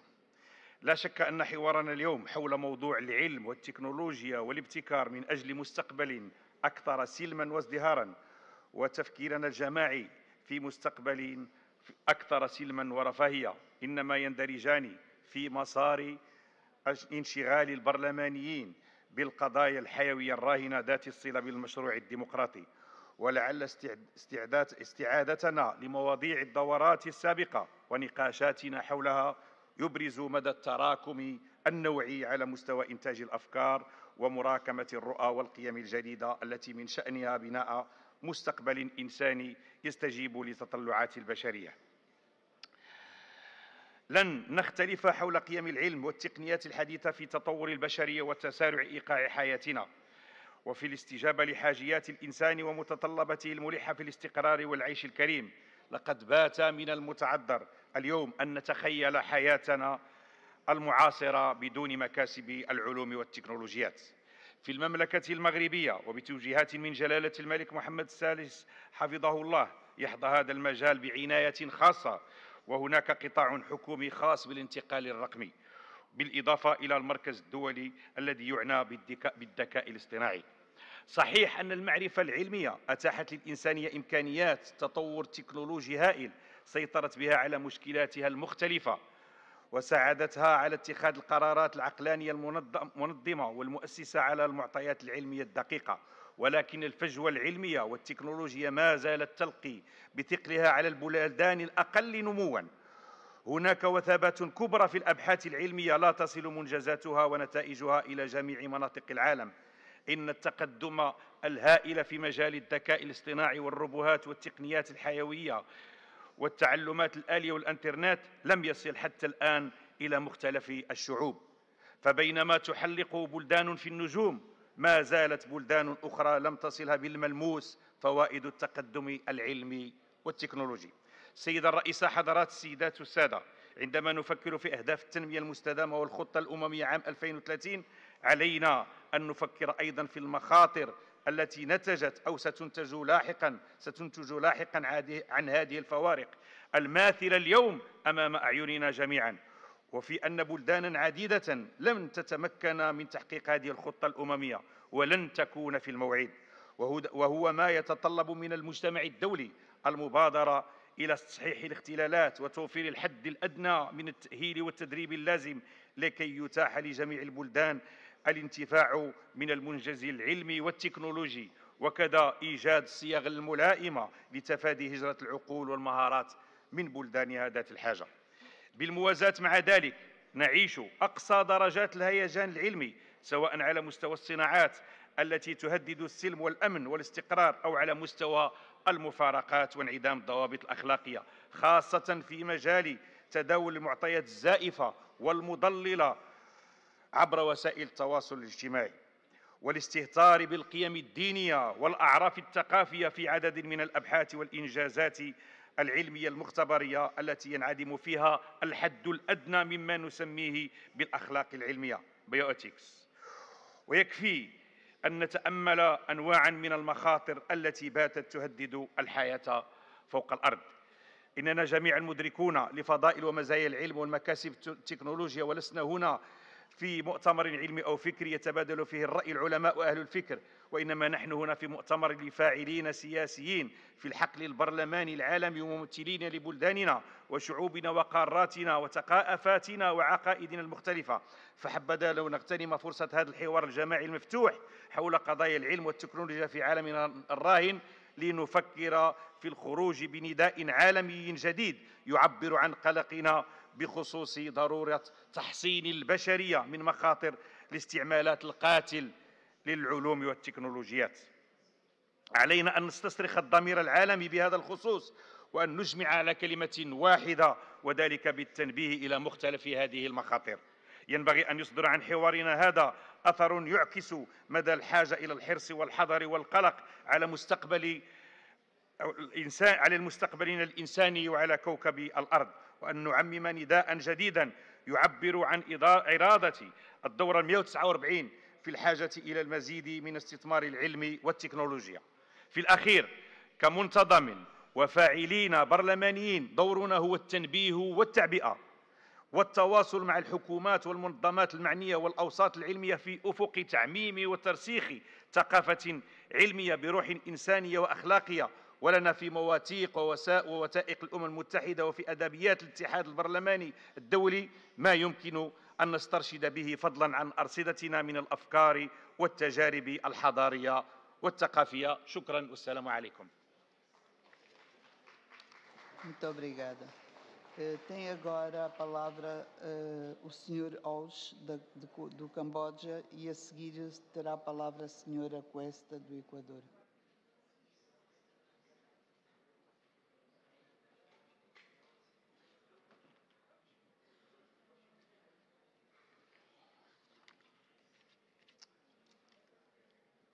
Excellencies, distinguished delegates, ladies and gentlemen.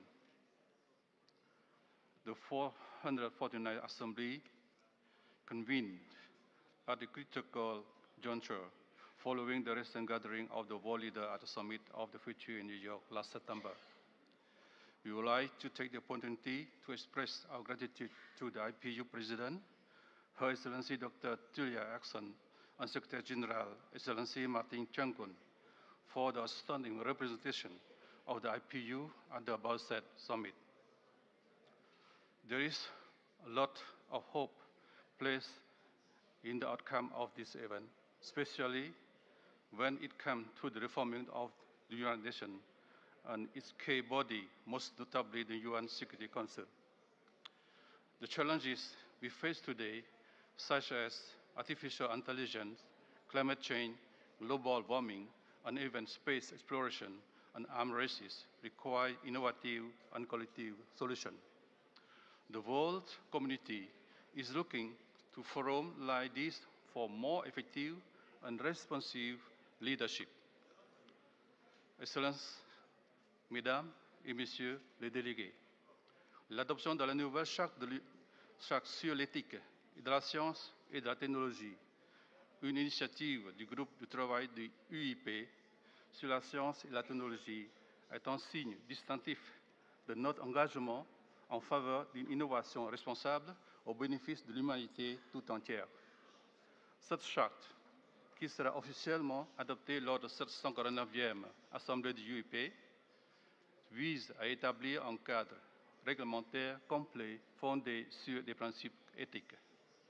Il est de notre devoir solennel de veiller à ce que les progrès que nous réalisons dans le domaine de la science et de la technologie soient conformes aux valeurs qui nous unissent en tant que communauté mondiale. Ces valeurs comprennent la prise de décisions fondée sur des données probantes et bien informées, l'égalité des sexes et la participation des jeunes dans les domaines de la science, de la technologie et de l'innovation. Le droit à la connaissance et à un environnement durable, la coopération internationale et le partage des bonnes pratiques entre le Nord et le Sud, le rôle de la science comme le facteur de paix et l'harmonie mondiale. En tant que président de l'ASEAN en 2022, le Cambodge a réuni les pays de l'ASEAN pour publier une déclaration commune sur l'IA, démontrant ainsi notre engagement collectif à exploiter l'IA de manière responsable pour le progrès et la durabilité de la région. Nous appelons à galvaniser une action responsable dans le domaine suivant. A. Élaborer les cadres de coopération complets et éthiques en matière de la politique IA qui favorise la démocratie, la paix, la dignité, l'inclusion et la durabilité. B. Investir dans l'éducation et la formation de l'IA pour garantir que nos citoyens puissent participer à ces avancées technologiques et en bénéficier. C. Créer les mécanismes d'évaluation et de régulation continue de l'impact de l'IA sur la société et promouvoir les applications de l'IA qui contribuent directement à la réalisation des objectifs du développement durable. Excellences, Mesdames, Messieurs les délégués, alors que nous adoptons les nouvelles technologies, n'oublions pas les anciennes qui ont marqué l'évolution des armements, notamment les engins explosifs et les mines terrestres. Selon le PNUD, les mines terrestres et les munitions non explosées font une victime toutes les heures. Cette Assemblée offre l'occasion idéale de commémorer le 25e anniversaire de la Convention d'Ottawa de 1997 sur l'interdiction des mines antipersonnelles. Nous soutenons sans réserve l'accent mis par la Commission de l'UEP sur le handicap et les conflits armés lors de cette Assemblée, en accord avec les objectifs de la Convention sur l'interdiction des mines antipersonnelles. Avec 164 États partis à ce jour, le traité a mis des progrès considérables. Le Cambodge, parti à la Convention depuis 1999, illustre ces avancées ayant éliminé 18 de ces 25 provinces et visant à obtenir le statut de pays exempt de mines terrestres d'ici à l'an 2025. Réaffirmant notre engagement envers la Convention sur l'interdiction des mines antipersonnelles, le Cambodge est honoré de présider et d'accueillir le 5e conférence d'examen et le sommet de Siem Reap encore sur un monde sans armes, sans mines, du 24 au 29 novembre de cette année. Nous invitons tous les nations à se joindre à nous lors de ces événements, renouvelant ainsi notre engagement collectif en faveur du civil. Faisant de cet anniversaire un catalyseur pour nos efforts en faveur du désarmement mondial. Nous exhortons les pays qui n'ont pas encore adhéré à cette convention à le faire, nous unissant ainsi pour mettre fin aux souffrances inutiles causées par ces armes. Ensemble, nous pouvons construire un monde plus sûr et sans mines pour les générations futures. En conclusion, cette 149e Assemblée du pays lance un appel clair à la coopération parlementaire mondiale sur les questions technologiques et humanitaires urgentes de notre époque. En unissant nos voix et nos efforts, nous pouvons retracer la voie vers un monde plus juste et plus équitable, un monde où les bénéfices de l'innovation sont partagés par tous, enrichissant ainsi la vie de chaque citoyen de nos nations. Merci de votre attention.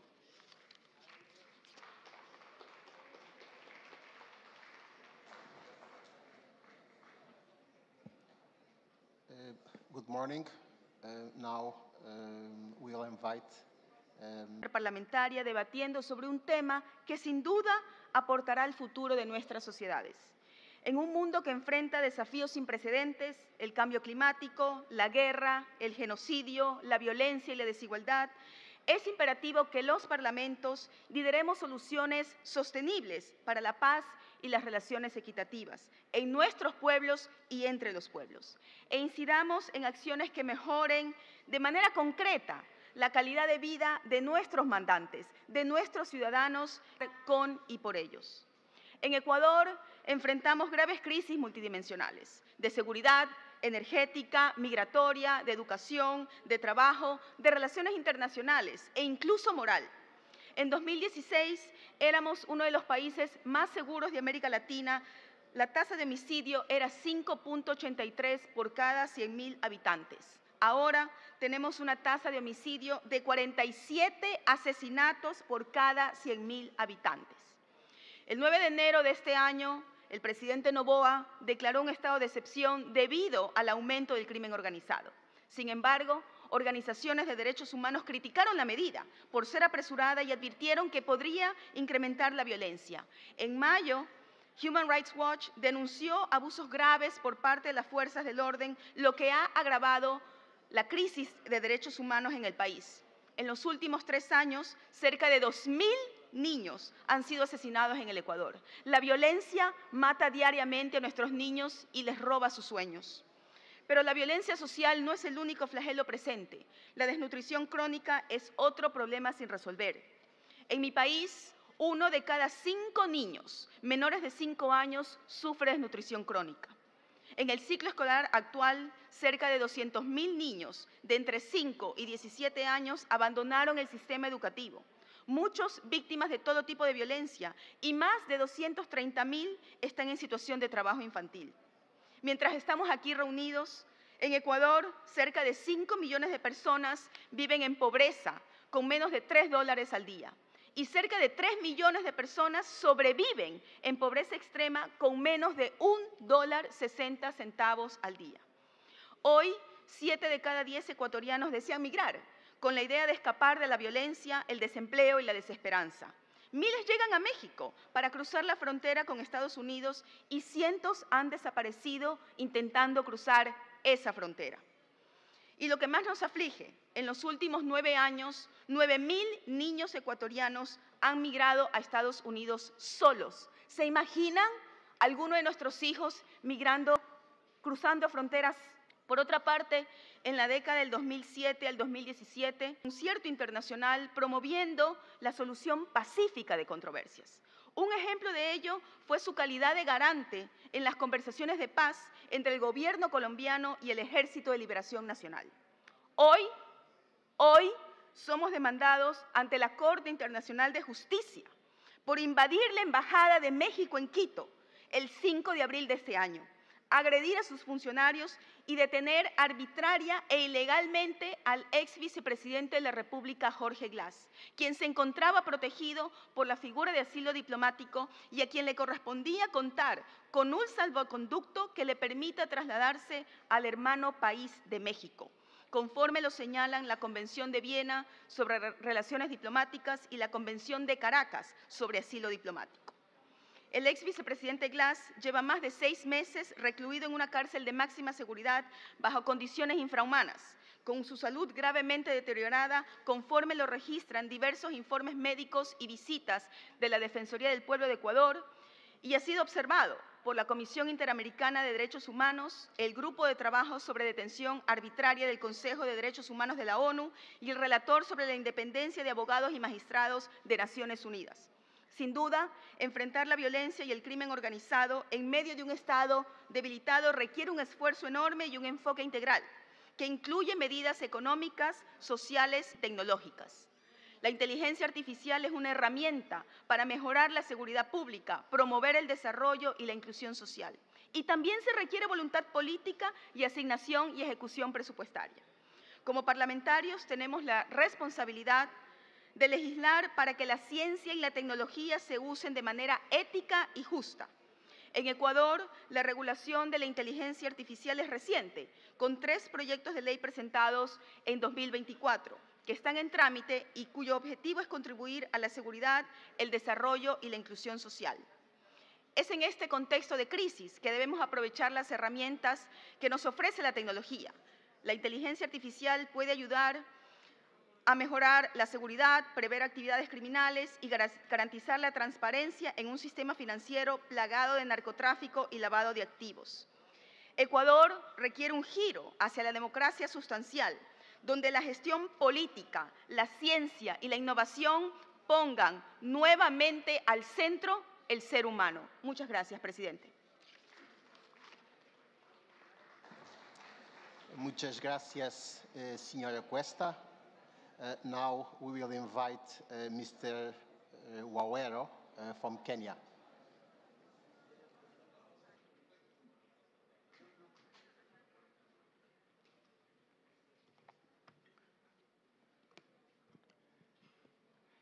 Good morning, dear colleagues. And dear colleagues, we all agree that we are squarely in a new world. We are well into the fourth industrial revolution. And if we are talking about the fourth industrial revolution, it means then there must have been a first, a second, a third, and now the fourth industrial revolution. And so the question begs, where was Africa when the world was harnessing the power of steam and powering their mechanization? Where was Africa when the world was connecting onto electricity and powering human development? Where was Africa when the world was logging into the dot-com era and going into the microchips? The question also begs, are we the generation of African legislators who are going to preside over Africa slipping through yet another industrial revolution? And we as Kenya are offering that no, we shall not slip through this fourth industrial revolution. Kenya is widely recognized as a leader in digital innovation in Africa, with success in mobile technology and financial inclusion. The widely recognized mobile service M-Pesa has revolutionized the financial sector, while the adoption of mobile and digital platforms in healthcare, agriculture, and education continues to increase. Kenya's government's focus on AI, cloud computing, and data-driven solutions in the Kenya Digital Master Plan highlights the country's investment in growing digital economy. The Kenya government, and especially the Kenya Parliament, has demonstrated a solid commitment to leveraging on science, technology, and innovation as a core strategy for national development. This commitment is aligned with Kenya's Vision 2030, the country's long-term development blueprint that aims to transform Kenya into a newly industrialized middle-income country by 2030. Kenya is putting out strategies. Kenya is putting out policies. Kenya is putting out legislation and regulations that shall onboard us into this new digital era. This has not come without challenges. Some of the challenges that we have seen as Kenya is that Kenya is facing some capital development problems. These developments need to be resourced. There are policy and regulatory challenges that we are addressing by the policies, regulations, and legislation that I talked about earlier. We are also facing a challenge of climate change and environmental degradation, which we also see as an opportunity to harness the new technology to be able to alleviate some of these problems. Some of the strategies that we have put in place so that we can alleviate some of these challenges include the strengthening of public-private partnerships, strengthening of STI education and skills development, and enhancing digital infrastructure. We are committed that Kenya must establish robust legal and regulatory frameworks to govern the use of artificial intelligence, big data, and other emerging technologies. These would address concerns around data privacy. Kenya is also alive to the fact that as we go into this new world, we are facing the bigger problem of data representation. When we see how the data centers are being set up in the world, we see a big imbalance in how the data centers are being set up more in the northern hemisphere than we are seeing them in the southern hemisphere. Africa has suffered the tragedy of appropriation of its assets, and we see the opportunity of technology in ensuring that as we go into the new world, Africa is data represented in this new and emerging world of technology. In conclusion, Kenya sees science, technology, and innovation as crucial in promoting a more peaceful and sustainable future, from addressing global challenges such as climate change and food security to fostering economic growth and enhancing governance. STI is a powerful tool for creating inclusive, resilient, and forward-thinking societies. And therefore, Parliaments worldwide must collaborate to harness STI for global peace and sustainability. Parliamentary action is critical in creating and enabling environments for innovations to thrive. This includes passing legislation, supporting digital transformation, green technologies, and ethical frameworks for emerging technologies, while fostering partnerships between governments, the private sector, and academia. By working collectively, parliaments can ensure that STI is used to drive global progress towards a more equitable, peaceful, and sustainable future.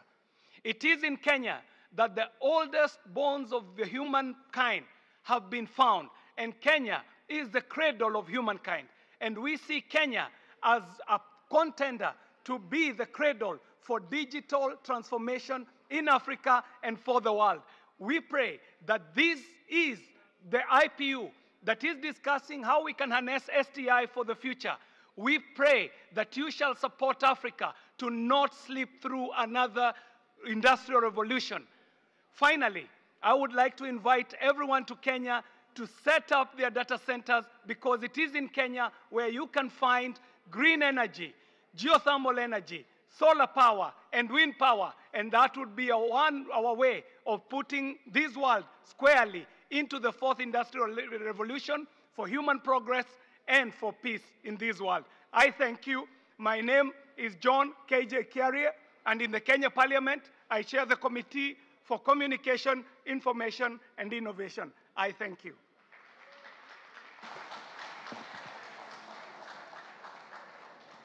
Many thanks. Maintenant, j'invite mon grand frère Sila de Guinée.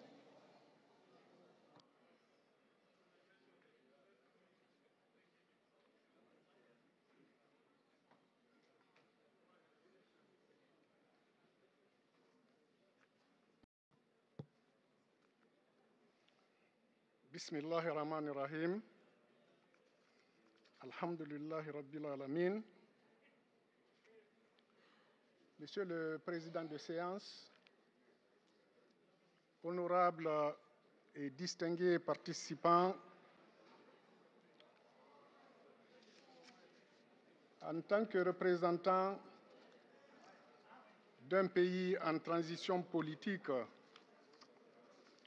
je voudrais essentiellement axer mon intervention sur notre préoccupation de retour à l'ordre constitutionnel tel que souhaité par nos populations, accompagnées par les institutions internationales, par l'opinion internationale. Mais je voudrais avant tout, mesdames et messieurs, vous transmettre les différentes salutations de Monsieur le Président du Conseil national de transition et des plus hautes autorités de la Guinée. Je voudrais aussi magnifier l'attention que l'UIP accorde à notre institution en Guinée. En témoigne la visite il y a quelques mois que le secrétaire général nous a rendue. Visite dont les résultats ont significativement permis l'avancée de notre travail législatif. Aujourd'hui, je puis vous annoncer avec beaucoup de fierté que nous avons relevé le défi de l'élaboration de la Constitution. Un avant-projet est rendu public depuis juillet dernier et se trouve aujourd'hui dans une phase avancée de vulgarisation. Cette prouesse a valu à la Guinée son repositionnement dans les institutions sous-régionales et internationales et favorise grandement la mise en place en cours d'un programme de coopération avec les institutions financières, le FMI et la Banque mondiale. Mesdames et messieurs, dans cette dynamique La Guinée attend de l'UIP la mise en place d'un dispositif d'accompagnement pour lui faciliter l'élaboration d'une batterie de lois organiques qui accompagnent le texte constitutionnel. Et aussi le renforcement de capacités de ces parlementaires et agents de l'administration parlementaire, notamment en procédure d'évaluation des projets de loi de finances. Mesdames et messieurs, une coopération interparlementaire plus dynamique s'impose à nos États dans le domaine de la science, de la technologie et de l'innovation, pour un avenir plus pacifique et durable tel que stipulé dans le thème de la présente rencontre. Oui, la maîtrise, la démocratisation et l'exploitation à bon escient de la science et de la technologie permettent d'asseoir le bien-être, la paix et le développement durable pour tous. Et l'action parlementaire peut largement contribuer à cette promotion. Je puis vous assurer, mesdames et messieurs, que la Guinée est résolument engagée à jouer sa participation dans ce vaste chantier de transformation de l'humanité. Je voudrais terminer par exprimer ma profonde compassion au peuple martyr de Palestine pour le drame qui se joue à Gaza, en Cisjordanie et au Liban. Et j'invite la communauté internationale à davantage d'actions concrètes. Merci beaucoup, Mr. Silla. Now we will invite to take the floor Verli from Switzerland.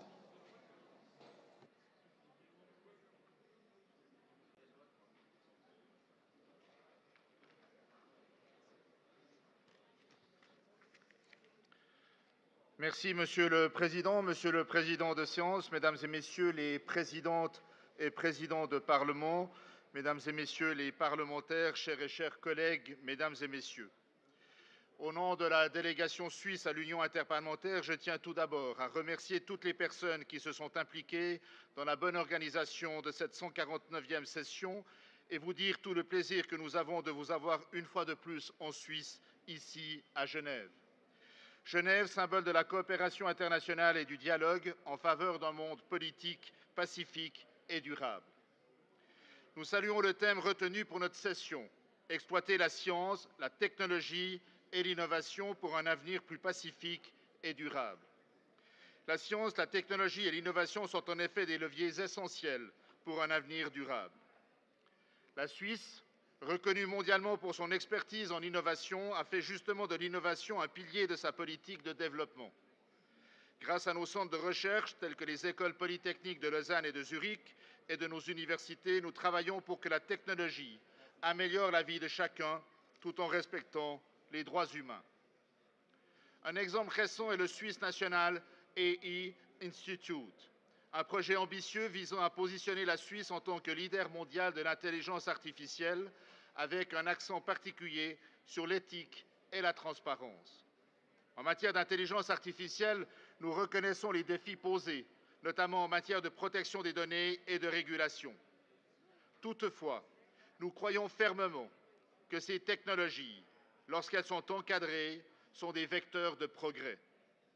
Mais comme déjà mentionné, nous veillons à ce que l'innovation ne se fasse jamais au détriment des droits fondamentaux. En tant que parlementaires, chers collègues, nous considérons que nous devons veiller à ce que l'humain reste au centre de ces développements et que la technologie renforce nos démocraties. À ce titre, la question des reconversions professionnelles liées aux nouvelles technologies est importante, dans le but, encore une fois, de mettre l'humain au centre des progrès scientifiques. En Suisse, nous y portons une attention particulière et agissons notamment grâce à notre système de formation duale et à un soutien accru aux formations continues, permettant ainsi des reconversions professionnelles, adaptées aux nouvelles réalités du marché de l'emploi, conformément à l'ODD 8 sur le travail décent. Permettez-moi encore de saluer et mettre en valeur notre UIP et ses actions. La charte sur l'éthique de la science et de la technologie de l'Union interparlementaire, qui sera adoptée cette semaine à la fin des travaux de cette Assemblée, est un bel exemple de ce que peut produire notre organisation afin d'aider les parlements nationaux dans leurs réflexions législatives. C'est un outil supplémentaire qui s'ajoute aux normes internationales. Je pense notamment au règlement de l'Union européenne sur l'intelligence artificielle ou la nouvelle convention cadre du Conseil de l'Europe sur l'intelligence artificielle qui a été signée le mois dernier à Vilnius. Mon collègue Christian Laure s'est d'ailleurs déjà exprimé à ce sujet dans le cadre des travaux de notre comité permanent de la démocratie et des droits de l'homme. Pour mémoire, ces règles et conventions visent à encadrer l'utilisation de l'IA de manière à protéger les droits humains, la démocratie et l'état de droit. Elles encouragent l'utilisation éthique et responsable des technologies de l'intelligence artificielle tout en imposant des règles sur la transparence, la supervision humaine et la non-discrimination. Ces textes cherchent également à prévenir les risques liés aux abus potentiels de ces technologies et à assurer une protection contre la surveillance abusive ou les violations de la vie privée. Chers collègues, nous sommes d'ailleurs directement confrontés à ces questions dans notre activité et travail de parlementaire. Comment intégrons-nous le fait que de plus en plus de collègues préparent leurs propositions parlementaires au moyen de ChatGPT ou autres logiciels similaires? Comment pouvons-nous améliorer nos capacités et notre travail parlementaire, notamment dans des parlements multilingues et multiculturels, comme celui que nous connaissons en Suisse, grâce aux logiciels de traduction? Mais en même temps, comment assurer les protections indispensables en regard de la protection des données et la non-surdépendance à la technologie? Telles sont des questions fondamentales qui nous obligent à proposer et mettre en place des réponses coordonnées et adaptées. Mais des réponses qui ne doivent pas bloquer l'innovation, bien au contraire. Des réponses qui doivent encourager une innovation responsable. Permettez-moi encore de vous signaler que la diplomatie scientifique est l'un des nouveaux axes forts de la Confédération suisse. Ainsi que ça soit à l'ONU ou ici à Genève avec une fondation, la Geneva Science and Diplomacy Anticipator, des éléments sont concrètement mis en œuvre dans ce domaine-là. Avec plus de 40 ONG, la Genève internationale est vraiment un pôle de la diplomatie scientifique. Elle rassemble les intérêts du monde dans un écosystème unique. Souvent décrite comme la salle des machines de la politique internationale, elle est un centre de compétences de la coopération internationale. Chers collègues, face aux défis globaux, nous devons répondre collectivement. Il est crucial de veiller à ce que la régulation des nouvelles technologies respecte les droits fondamentaux et anticipe les dérives potentielles. L'UIP, à travers son Centre pour l'innovation, a un rôle clé à jouer dans ce processus. En conclusion, je souhaite rappeler que la science et la technologie doivent être des instruments que nous maîtrisons pour construire un avenir plus juste et durable. La Suisse est prête à partager son expertise et à collaborer avec tous les pays pour faire en sorte que nos actions servent la paix, la prospérité et le bien-être de tous et tous. Je vous remercie de votre attention.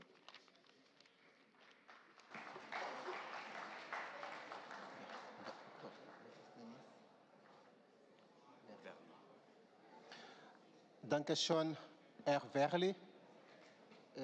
Agora convidamos para fazer uso do verbo o Sr. Moe, da Noruega. Mr. Speaker, fellow parliamentarians, my name is Ola Borten Moe and I'm a member of the Norwegian Parliament. I believe in democracy. I believe that almost every one of us works to make our societies better, to improve possibilities for our people and peace on earth. I also believe that there's a value to gather parliamentarians from all around the world to discuss and exchange views on current developments. I would like to give you a short status from Norway. We are grateful to live in a prosperous and largely peaceful corner of the world. But things are changing. We experience full-scale war in Ukraine and in the Middle East. After Russia's invasion of Ukraine, we have received close to 75,000 Ukrainian refugees. That amounts to 1.2% of the entire Norwegian population in 30 months. We will manage. We stand with Ukraine. What happens in the Middle East has, in my opinion, more serious implications for and within the Norwegian society. Anti-Semitism is again rising. We have a small Jewish minority in Norway. They experience harassment and insecurity. Norway's 2 synagogues, there's only 2, are presently guarded by heavy armed police. And when the memorial ceremony after the October 7 terrorist attacks was done, it was interrupted by activists carrying models of Iranian missiles. It is not acceptable. Norway last week increased our terror emergency level to 4 out of a maximum of 5. The Norwegian government is currently considering imposing border control against Sweden and Denmark, borders that have been open for more than 70 years. This happened after terrorist attacks against the Israeli embassies in Copenhagen and Stockholm. Our intelligence services believe these were carried out with support from Iran. There are also links between organized crime in Scandinavia and Iran. This is not the Norway I grew up in, and hopefully not the Norway of the future. I call upon all fellow parliamentarians to support just and secure peace and to destroy terrorism and organized crime. It is not acceptable for any nation to support or promote terrorism and organized crime around the world. It destroys trust among nations and the very fabric of common values that the international community is built upon. And we also have a common responsibility to fight anti-Semitism and to protect our minorities. Thank you.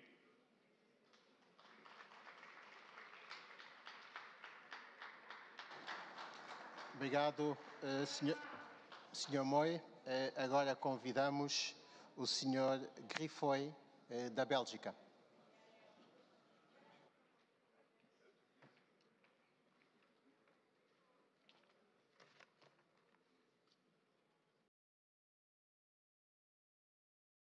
Dear colleagues, in today's rapidly changing environment, we find ourselves at a pivotal moment where the quality of our future depends on how we harness science, technology, and innovation. Thus, today's general debate will focus on how we, as policymakers, can leverage these advancements to create a more peaceful and sustainable future. I'm certain I don't have to tell you that rapid technological progress brings great opportunities, as well as potential risks. As policymakers, it's our task to seize these opportunities with caution and commit to the safe development of science, technology, and innovation, as it will remain a key driver of a more secure and balanced future. Achieving this future requires the triple helix model, where governments, businesses, and knowledge institutions work together to reinforce each other. We are one component in that helix, thus hold great responsibility. How can we contribute to driving the necessary development for the future? And first of all, regulations are key, since they should not form a barrier to innovation. Standing still is going backwards. Innovative technologies should be embraced. It is what provides us with a continuous edge. Thus, the regulatory framework on digital services, artificial intelligence, you name it, should allow for innovative products and services to be brought on the market. Countries can only commit to innovation if the regulatory framework supports it. And from the governance point of view, it is challenging to design regulations that fully anticipate future developments. And this is why we should consider the potential of no regulation zones, spaces where innovators can experiment freely without the burden of overly restrictive frameworks that could stifle creativity. Only by doing this, we can discover more sustainable solutions. Furthermore, everyone has a right to benefit from scientific advancements. The role of Parliament here is to bridge the gap between science and policy and to make informed decisions that are grounded in evidence and to foster dialogue between scientists, researchers, and the public. We need to allow intercommunication. It's crucial that the human element remains at the center of our science, technology, and innovation policies, and that technological progress serves everyone equally. Scientific research is essential, and we need to continue to invest in accessible knowledge, education, and training. Public funds should be invested strategically, and academic institutions need to be made accountable. Wherever possible, we can also align research projects with the Sustainable Development Goals, of course. A level playing field across the world also remains crucial. Our task as members of Parliament is clear. We must bridge the gap between developing and developed countries, between the global north and the global south, and ensure that science, technology, and innovation contributes to more peaceful and prosperous societies. And how can we achieve this? By investing in scientific systems in developing nations, encouraging research, and preventing the brain drain which hinders progress. It also entails making science, technology, and innovation inclusive by welcoming more women, young people, and individuals from socioeconomic backgrounds. Yet, let us not ignore the challenges of science, technology, and innovation. Technologies have dual uses, capable of both creation and destruction. There are risks of widening global inequality as well as the regulatory lack, data privacy concerns, misinformation, and technological unemployment. Ensuring that these challenges do not overshadow the potential of science, technology, and innovation is crucial. It's important to have good and progressive infrastructure, as well as reliable data management. Parliament should prepare for and mitigate these potential socio-economic impacts. Overall, I would like to reiterate our crucial role as policymakers play on this issue. Our responsibility is to craft a regulatory framework that encourages innovation and Muito obrigado. Muito obrigado, Sr. Grifoy. Registramos que o Irão pediu um direito de resposta à Noruega. Esse direito de resposta será exercido no final do debate, sendo-lhe alocado o tempo de 2 minutos. Feito este anúncio, convidamos agora o Sr. Buikaidin, da PABSEC.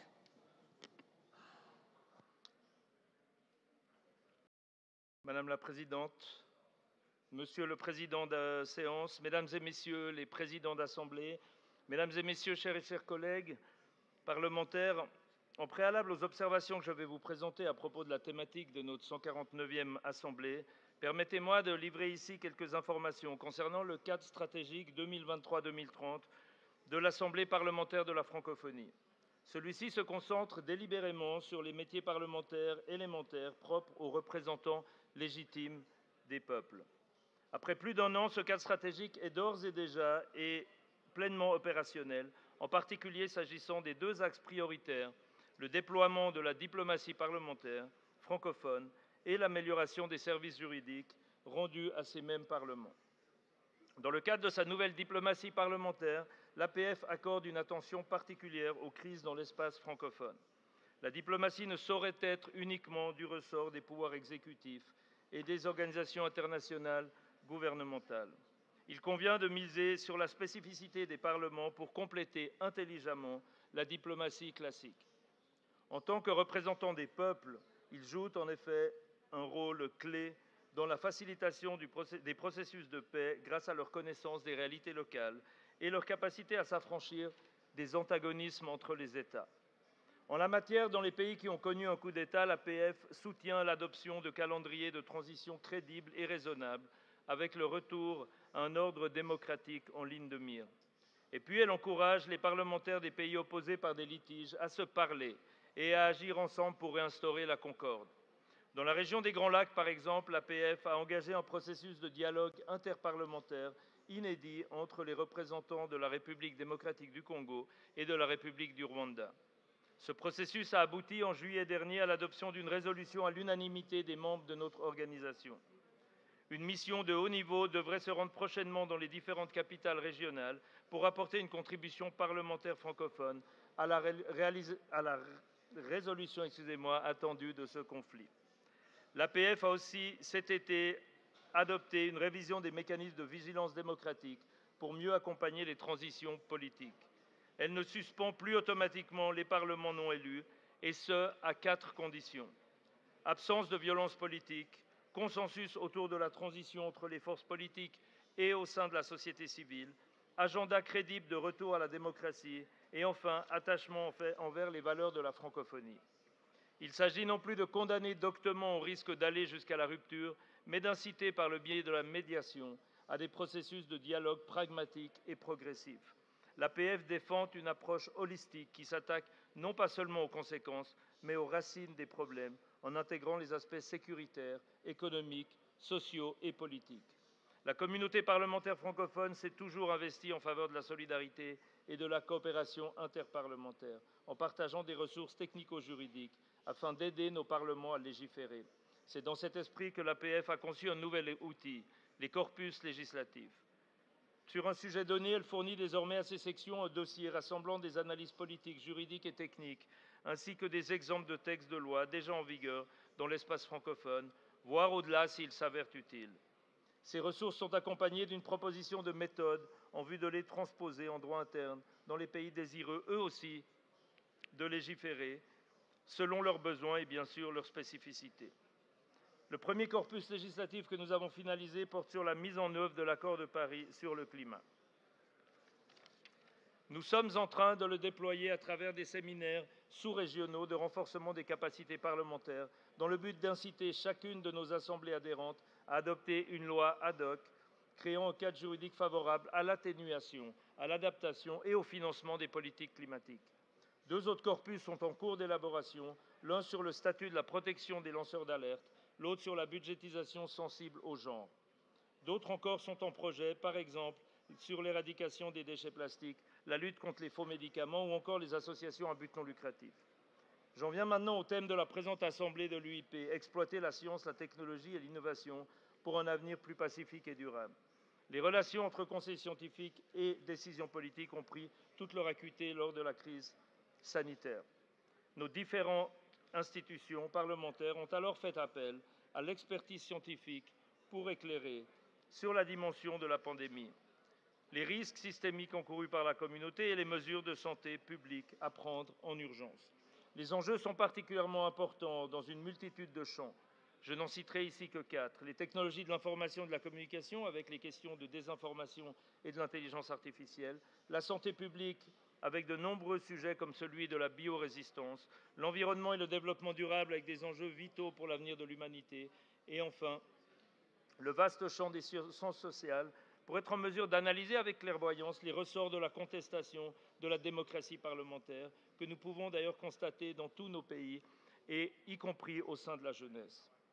Pour relever tous ces défis, l'APF entretient des relations de plus en plus étroites avec la sphère académique et a noué des collaborations avec plusieurs établissements de recherche sur 4 continents. Elle a en outre signé un partenariat avec le réseau francophone international en conseil scientifique, animé par le conseiller scientifique en chef du Québec. Nos parlements disposent cependant tous de structures ad hoc pour assurer le continuum science-décision. Il nous incombe de ne pas abdiquer de nos prérogatives parlementaires, c'est-à-dire le pouvoir de voter la loi et de contrôler nos gouvernements sans nous laisser submerger par une dictature des experts, tout en sachant solliciter et écouter la recherche scientifique pour tenir compte de ses analyses et de ses prévisions dans nos choix circonstanciés. Mesdames et Messieurs, je vous remercie de votre attention. Merci beaucoup, Monsieur Valder, de APF. Agora sim, chamamos o Sr. Buikaidin, da PAPSEC, para usar a palavra.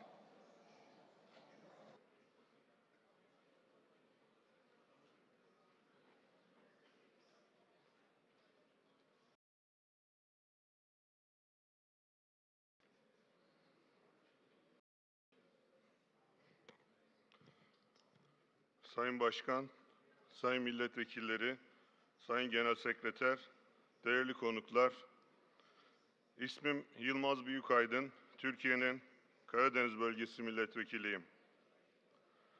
Bu önemli toplantıda sizlerle birlikte olmaktan ve günümüzün en hayati konularından biri üzerine Karadeniz Ekonomik İşbirliği Parlamenter Asamblesi'ni temsilen konuşma fırsatı bulmaktan büyük bir mutluluk duyduğumu belirtmek isterim. Bugün bilim, teknoloji ve inovasyonun daha barışçıl ve sürdürülebilir bir gelecek şekillendirmedeki rolünü tartışmak üzere bir araya geldik. Bu araçların günümüzde bir gereklilik haline gelen olumlu değişim için büyük bir potansiyele sahip olduğunu kabul etmeliyiz. Ülkelerin kalkınmasında büyük etkiye sahip bilişim teknolojileri için 2024 yılında dünya çapında 5 trilyon Amerikan dolarından fazla harcama yapılması öngörülmektedir. Bilim ve teknoloji doğru amaçlar doğrultusunda kullanıldığında sağlık, yenilebilir enerji, eğitim ve tarım gibi alanlarda dönüştürücü çözümler sağlayabilir. Ancak bu ilerlemeler sadece ekonomik büyüme için değil, aynı zamanda toplumsal barış ve sürdürülebilir bir gelecek için de vazgeçilmezdir. Dijitalleşme, yapay zeka, yenilebilir enerji, savunma ve ileri sağlık teknoloji gibi alanlarda kaydedilen ilerlemeler insanlığa yeni fırsatlar sunarken daha sürdürülebilir bir dünya yaratma potansiyelini de içinde barındırmaktadır. Bilim, teknoloji ve inovasyonun barışa katkısı, iletişim araçlarının ve bilgi erişimin demokratikleşmesiyle doğrudan ilişkisidir. Küresel çapta dijital dönüşüm, halklar arasında daha derin bir anlayış geliştirilmesine, farklı kültürler arasındaki diyaloğun güçlendirilmesine ve uluslararası işbirliğin derinleşmesine zemin hazırlamaktadır. Ancak bilim, teknoloji ve inovasyonun tam potansiyeli etik değerlerle birlikte ele alınması ve bu yeniliklerin tüm insanlığın yararına kullanılması gerekmektedir. Teknolojik ilerlemeler yanlış ellerde eşi benzeri görülmemiş yıkımlara yol açarken doğru kullanıldığında barış, adalet, demokrasiyi tesis etme yolunda önemli bir araç haline gelmektedir. Bu bağlamda devam eden Rusya-Ukrayna çatışması ve Gazze'deki yaşanan insani krizin bilim ve teknolojinin çift yönlü doğasını bizlerle hatırlattığını belirtmek isterim. Ukrayna'da yaşanan savaş ve Gazze'deki insani kriz, insanlığın bel bağladığı bilim ve teknolojilerin nasıl yıkıcı amaçlarda kullanılabildiğinin acı bir örneğidir. Bu durumda uluslararası olarak bize düşen bu araçları insanlık yararına toplumların refahını arttırmak ve kalıcı barış tesis etmek amacıyla kullanmak için ortak bir işbirliği içerisinde olmaktır. İnovasyon ve teknolojik gelişmelerin teşvik edilmesiyle birlikte etik ve güvenli hususların korunması arasında hassas bir denge kurulması artık zorunlu hale gelmiştir. Bu bağlamda Ukrayna'nın egemenlik mücadelesinde ve Filistin halkının kendi kaderini tayin etme arayışında kararlı bir şekilde yanlarında durmamız gerektiğini bir kez daha vurgulamak isterim. Karadeniz bölgesi yüksek bir bilimsel ve teknolojik potansiyele sahiptir. KEİPA çerçevesinde yapay zeka, bilişim teknolojileri ve Karadeniz Ekonomik İşbirliği Teşkilatı üye devletler arasında bilimsel işbirliği hususları müzakere edilmiş ve bu alanda atılması gereken adımları içeren tavsiye kararları hazırlanarak parlamentolara iletilmiştir. Sürdürülebilir ilerleme sadece teknolojik ilerlemelerle değil, aynı zamanda ulusal, bölgesel ve küresel olmak üzere her düzeyde siyasi irade ve işbirliği ile mümkündür. Bilim ve teknolojiye yaptığımız yatırımların barış, eşitlik ve sürdürülebilirlik ilkeleriyle uyumlu olmasını sağlamalı, böylelikle gelecek nesillere günümüzdeki sorunlardan uzak, daha yaşanabilir ve adil bir dünya bırakabiliriz. Dikkatiniz için teşekkür ederim.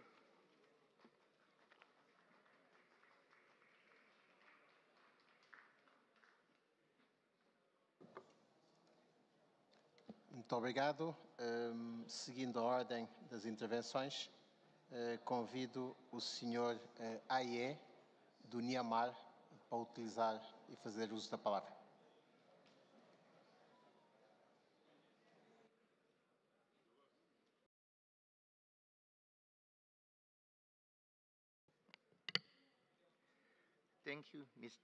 Thank you, Mr. Chair.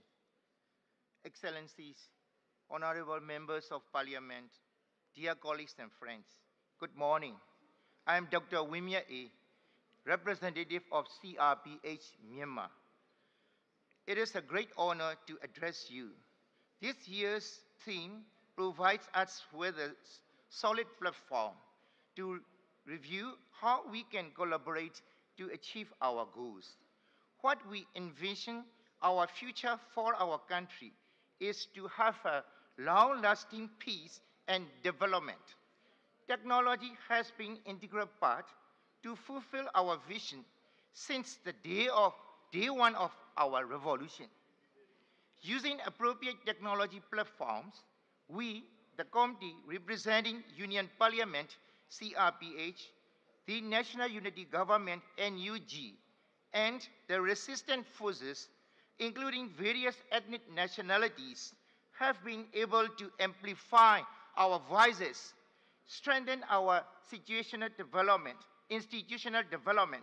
coordinate relief efforts, and service delivery, enhance coordination among federal, state, and local levels.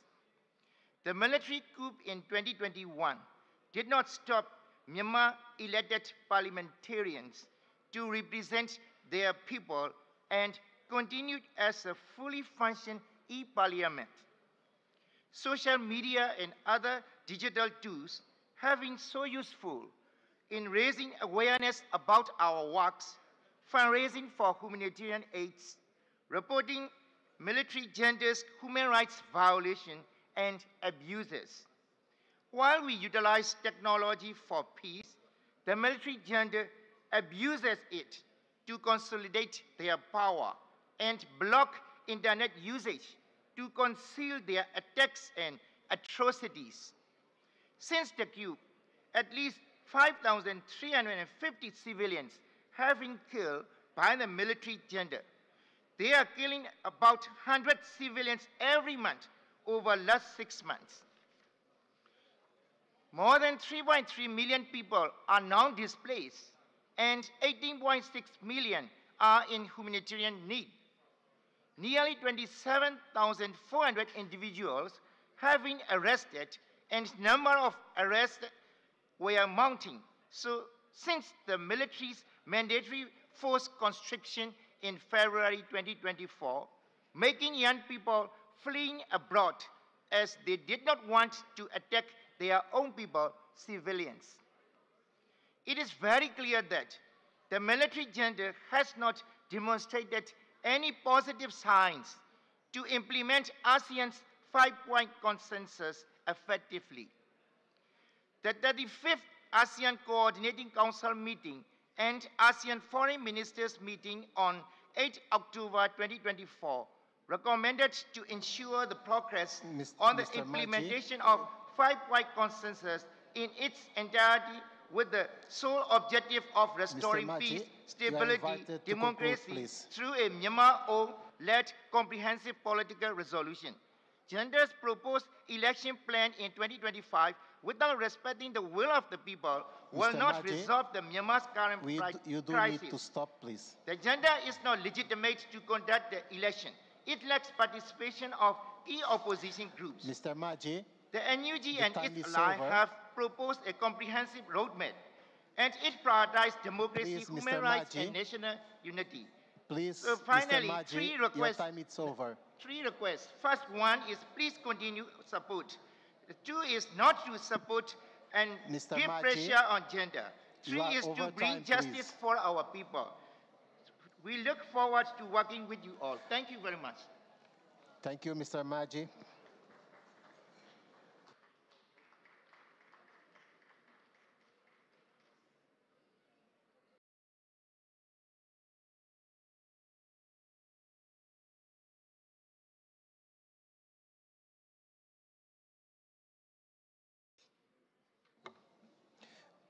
Now we give the floor to the representative from APA.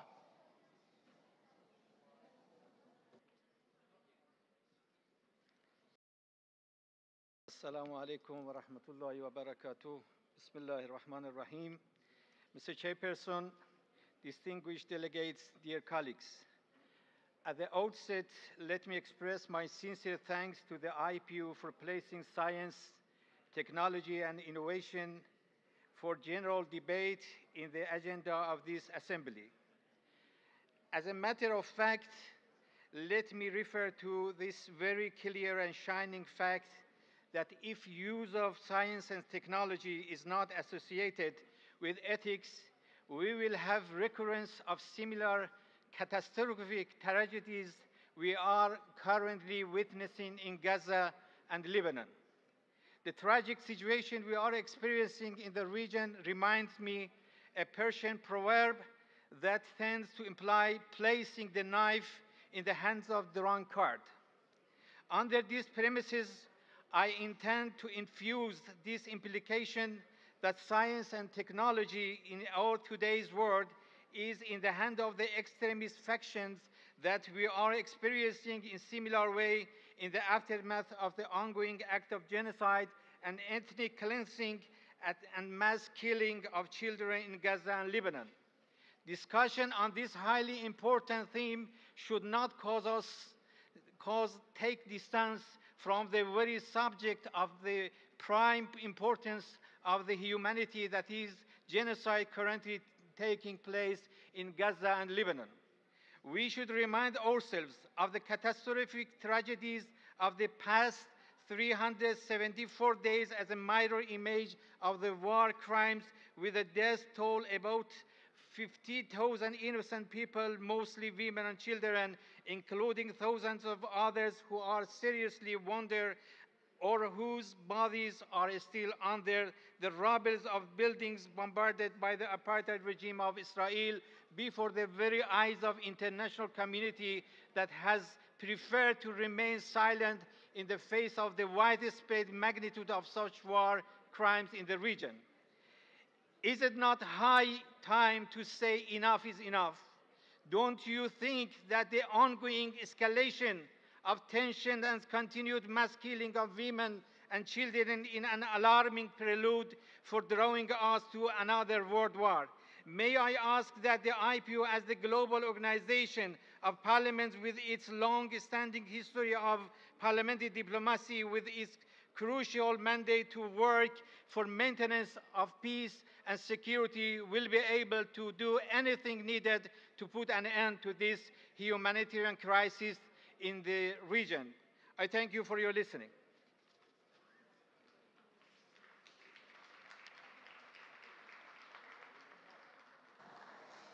Thank you.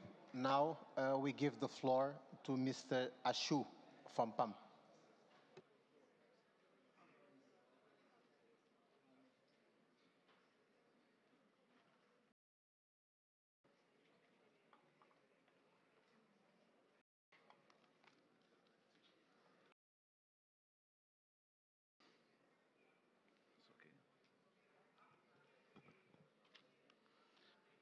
أصحاب السعادة، زملائي الأعزاء، السلام عليكم.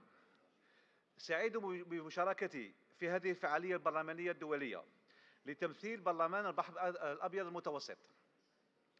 نجتمع لمناقشة الموضوع الهام بعنوان تسخير العلوم والتكنولوجيا والابتكار من أجل مستقبل أكثر سلاما واستدامة. أود أن أسلط الضوء على مجالات العمل التي نشط فيها برلمان البحر الأبيض المتوسط بشكل خاص. ففي السنوات الأخيرة أكدت البرلمانات الأعضاء في برلمان البحر الأبيض المتوسط عن تأثير متزايد للذكاء الاصطناعي والتقنيات الناشئة في جميع جوانب مجتمعاتنا، بما في ذلك قدرتها على تعطيل مسارات الديمقراطية وتآكل الثقة في المؤسسات الوطنية والمتعددة الأطراف. وقد تقدمت الجزائر بمناقشات في برلمان البحر الأبيض المتوسط بشأن استخدام وتنظيم الذكاء الاصطناعي. زميلي سعادة النائب يعقوب عبد الوهاب هو مقرر برلمان البحر الأبيض المتوسط للذكاء الاصطناعي.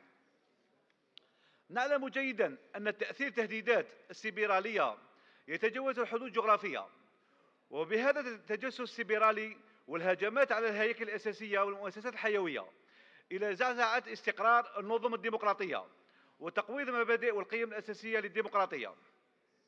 وقد عمل برلمان البحر الأبيض المتوسط بشكل وثيق مع المديرية التنفيذية للجنة لمكافحة الإرهاب التابعة لمجلس الأمن الأممي، وأصدر تقريرا على استخدام السلبي لتكنولوجيا الذكاء الاصطناعي من قبل الجماعات الإرهابية والإجرامية. وتلقى توصية من نيويورك لإجراء بحوث تتعلق بالرقابة البرلمانية على استخدام برامج التجسس وكل السبل الملتوية للحصول على المعلومات. بالإضافة إلى ذلك أنشأ برلمان البحر الأبيض المتوسط مرصدا برلمانيا عالميا دائما معنيا بتكنولوجيا الذكاء الاصطناعي والمعلومات والاتصال في سان مارينو، يديره مركزنا للدراسات العالمية، والذي يهدف لرصد تهديدات متزايدة التي تشكلها الأخبار المزيفة والتزييف العميق وحملات التضليل القائمة على الخوارزميات، فضلا على تطوير المعايير ومبادئ التشريعية بشأن المرونة الديمقراطية. ووفقا للتقرير صدر الأسبوع الماضي عن هيئة الأمم المتحدة للمرأة، فإنه ما لم يعد اعتماد تدابير مراعية للمنظومة الجذرية يمكن للثورة الرقمية أن توسع أوجه عدم مساواة قائم، تاركا النساء في الخلف في القطاعات الحيوية. وفي هذا الصدد أصدر برلمان البحر المتوسط وثيقة بعنوان حماية حقوق الإنسان في العالم، عالم آلي بشكل متزايد. ومن خلال المشاركة في حوار مع المنظمات الدولية والبرلمانات الوطنية والإقليمية والمجتمع المدني وأوساط الأكاديمية، يدعو برلمان المتوسطي إلى استعمال هذه التكنولوجيا إلى عدم استعمال هذه التكنولوجيا كأسلحة لقتل مدنيين وأبرياء، لا سيما في الأراضي الفلسطينية ولبنان، وتعزيز استخدامها الأخلاقي في خدمة الديمقراطية. لذلك ينضم برلمان البحر المتوسط في دعوات المجتمع الدولي للتفكير في أهمية الحفاظ على نهج متوازن، ويجب أن تصبح التكنولوجيا والابتكار أدوات لتقويض قوى الديمقراطية. وشكرا. Muito obrigado pela intervenção. Vou agora passar à minha colega, mas antes de o fazer, queria agradecer ao Secretariado e à Presidente a possibilidade que nos ofereceram de presidir esta sessão em nome e em representação do Presidente do Parlamento da Guiné-Bissau, o Engenheiro Domingos Simões Pereira. Muito obrigado.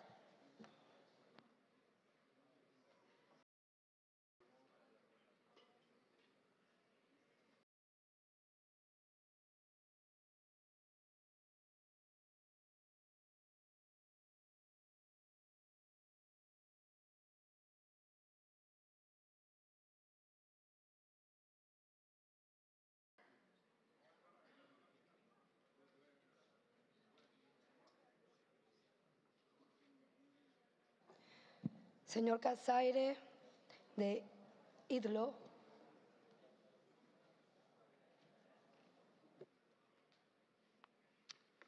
Thank you, Madam Chair.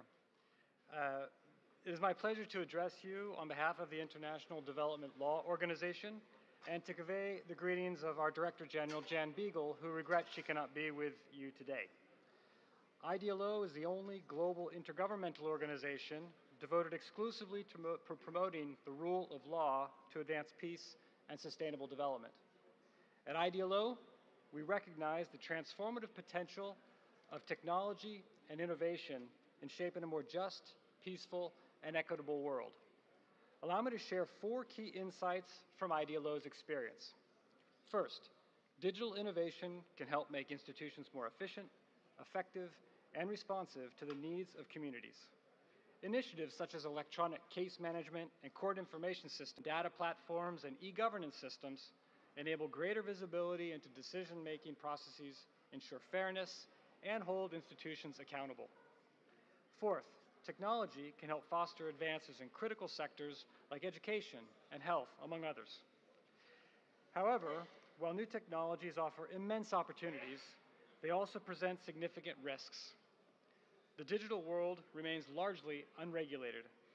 The design, development, and deployment of such technologies must be grounded in the rule of law, a human rights-based approach, and an unwavering focus on people's needs.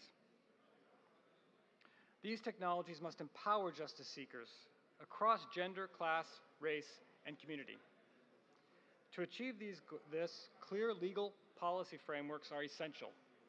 They should govern the responsible use of technology, promote digital literacy and access, especially for marginalized populations, set guardrails for the unlawful use of technology, and encourage multidisciplinary approaches to data governance.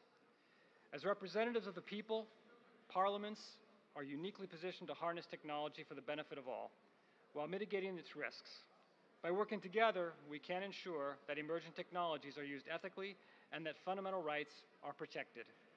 IDLO remains committed to collaborating with states, national parliaments, and partners to strengthen legal frameworks that promote human rights and promote peace in the digital age. I thank you. Thank you.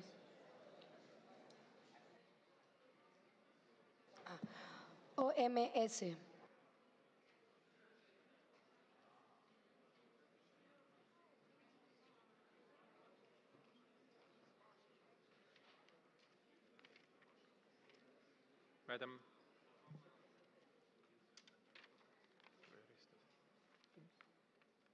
Madam President,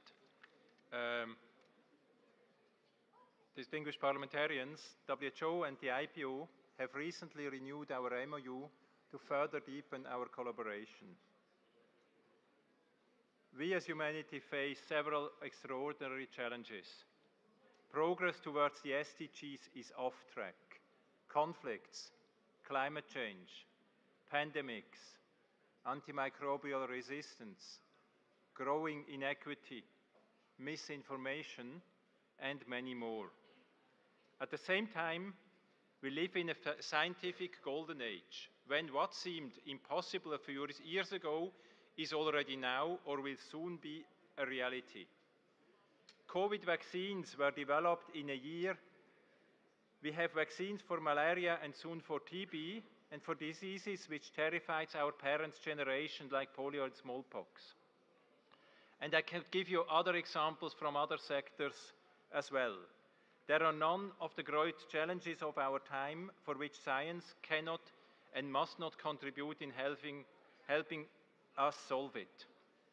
WHO is a science and evidence-centered organization using its scientific and technical expertise and convening authority to support member states to enhance their health, research, innovation ecosystem, to deliver health for all, and support economic growth and national resilience.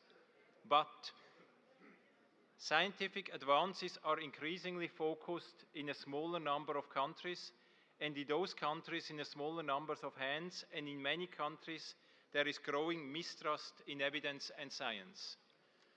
Our greatest challenge is how we ensure this scientific golden age can be used to address the challenges of our time and do so in a way that increases equity. This will not happen by a passive trickle-down effect. The decisions you make really matter.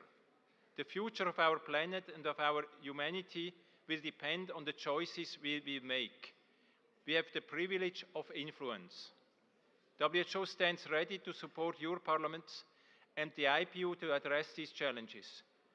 We also need your support, especially for two critical priorities of WHO: the last mile towards the approval of the pandemic agreement and its ratification, and your support for sustainable financings of global health, including the WHO investment round.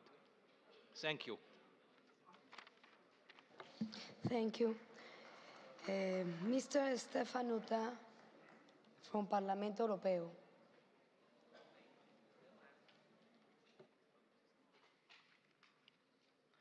Madam President, distinguished colleagues, it is an honor to speak here on behalf of the European Parliament and of our President, Roberta Metsola. I would like to start by saying that there's way too many people affected by war, affected by hunger, affected by climate change in the world, and we are deeply their allies, your allies. I would like to focus today on the critical role that science and innovation play in shaping a more peaceful and sustainable future. As Vice President of the Parliament, I am aware that these forces can be both drivers for progress, but also of division. It is our responsibility as parliamentarians to ensure that they are used for the common good. In today's world, we are focusing on challenges of an unprecedented scale. None of us can face them by themselves, no matter how rich, no matter how poor. Climate change, resource depletion, conflicts, rise of social inequalities. The environmental crisis we face today is one of the most pressing challenges for the European Union and for the world. And to combat that, we came up with the Green Deal, but that is not meant for us to be better. It is meant for all of us. We need you in it, and we want you in it. Our Horizon Europe program, which fosters research and innovation, is a good example of how the EU is investing in science, technology to secure a greener future. We need green technologies such as renewable energy, energy storage, to reduce our ecological footprint. Yet we must also encourage circular economy, and there's many delegations here who are good at that. We need to work and establish multilateral partnerships on a global scale. I renew my message. We need you just as much as you might need us. We are here to analyze sustainability, but we can fairly say that the environment is key, but it's not only about the environment. It's about the potential of the economy to grow, to get people out of poverty. Let's not forget that artificial intelligence and advancing technologies are reshaping our day-to-day lives. We have an artificial intelligence that affects 40% of the jobs today, but 60% are to be affected in advancing economies. So we do have an item on our hands. The EU has adopted the first comprehensive Artificial Intelligence Act that strikes the balance between innovation, safety, and social balance. The AI holds tremendous potential to improve people's quality of life. It can revolutionize sectors like healthcare, transport, energy. We can have early warning systems that humans cannot detect, especially in preventing wars or alleviating poverty, alleviating hunger. So AI has an important role to promote peace. By using machine data and learning and big data, we can develop a more accurate system of foresight. However, the AI, if it's used incorrectly, can harness disinformation, fake news, can lead to an erosion of trust in democratic institutions. And we, as parliamentarians, must care about this. I saw that this institution was created in 1889, over 140 years ago. So that means we have to preserve this even now for the future. How is it possible that today's world is more led by sovereign or dictatorial forces than it used to be 50 years ago, for instance. So in order to advance all these goals, we need to put ethics and human rights together. We need to put technology and the interests of people together. So that's why I promote, and the European Parliament promotes this, that we have a global digital compact for positive outcomes. We are here to be your partners in energy, in food security, and in stopping war. May I just say, in conclusion, that, dear colleagues, it's a moment to reflect on the incredible potential that science and technology have. They are not just tools, they are powerful allies in our quest to create a more powerful and sustainable world. We at the European Parliament are there to foster innovation that not only drives growth, but also protects our planet. So together, let's harness this potential for the greater good. We are your partners. We need you. We need each other. Thank you.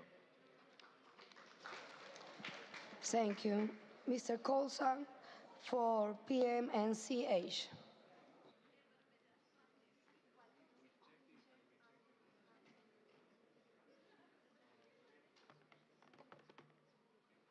Your Excellencies, distinguished members of Parliament, ladies and gentlemen, as lawmakers, you are tasked daily with navigating a rapidly evolving landscape of scientific advancements and innovative technologies.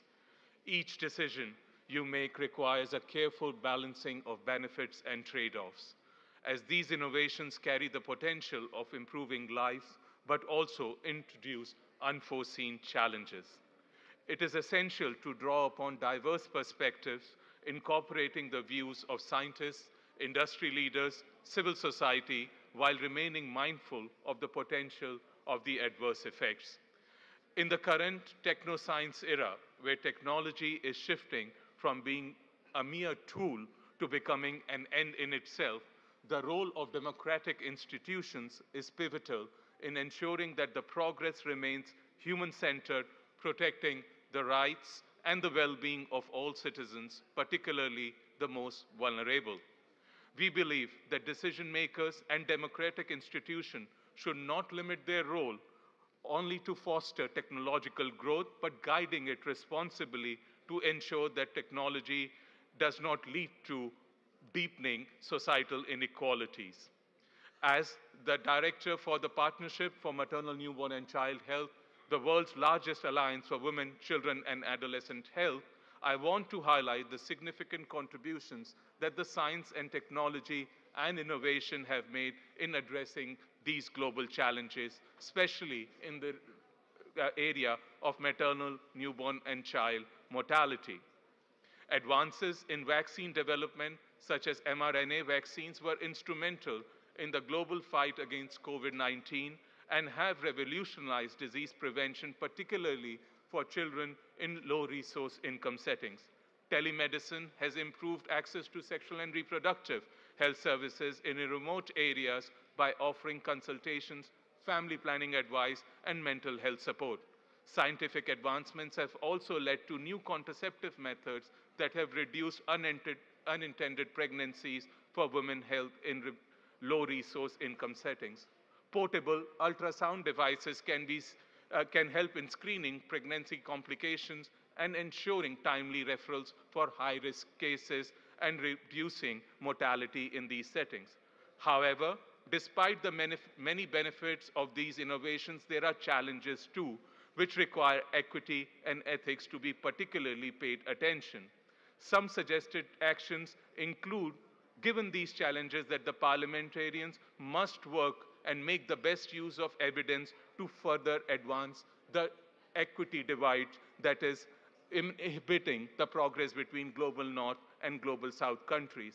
Additionally, Parliament's operation to establish global and regional standards for emerging technologies. I thank you for your time. Thank you. Mrs. Piquet-Tahan from Order of Malta.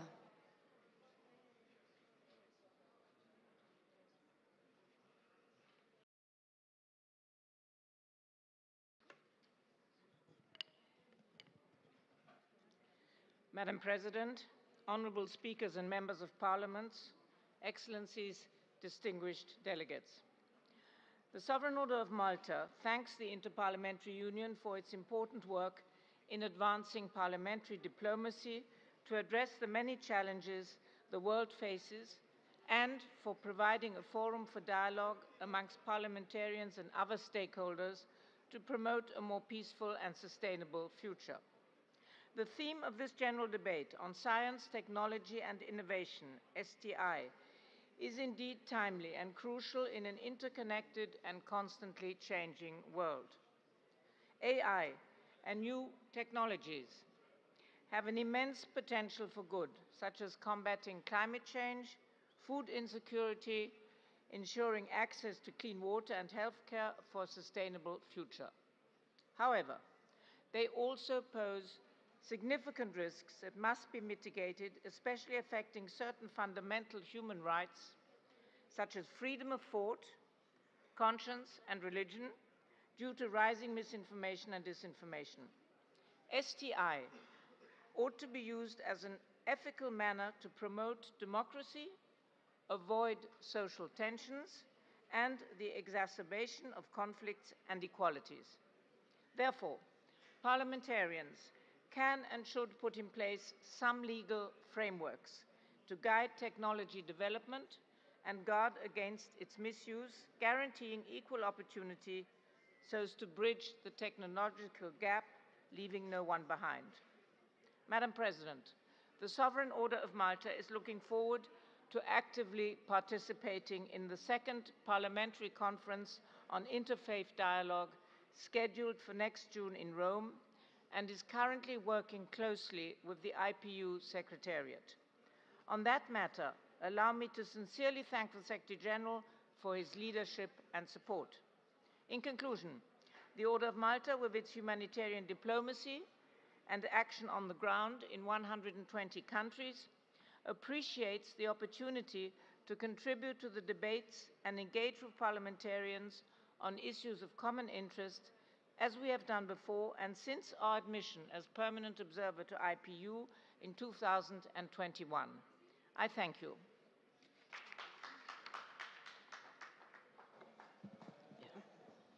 Thank you. We're going to start with the second speakers, Mrs. Brookings from New Zealand.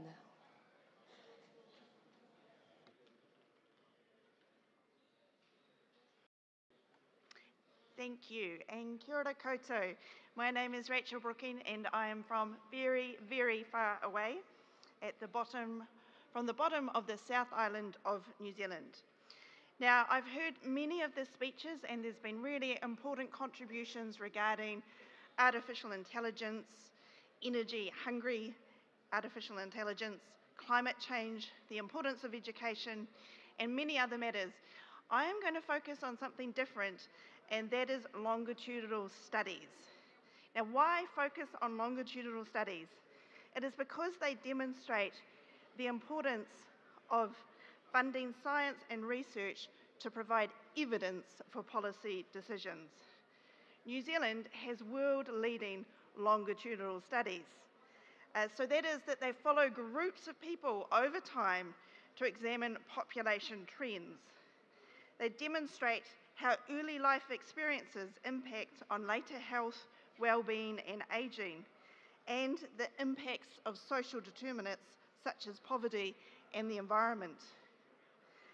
Longitudinal studies get closer than other approaches to answer key policy questions: what, for whom and when, in terms of prevention, early intervention and programs to reduce inequities, support health and well-being and positive ageing. The Dunedin Multidisciplinary Health and Development Study has been going for more than 50 years. It is older than me. It has had more than 1,000 babies, and it is described as one of the most detailed studies of human health and development in the world. There are some examples of findings informing policy, such as the long-term impact of childhood poverty, showing that poverty in early life is associated with poorer health outcomes even if a person's financial situation improves in later life. There are many other examples. My time is up, but I would like to say that legislators should look at these types of studies and fund them when doing policy developments. Thank you. Thank you. Mr. Mohavir from Guyana.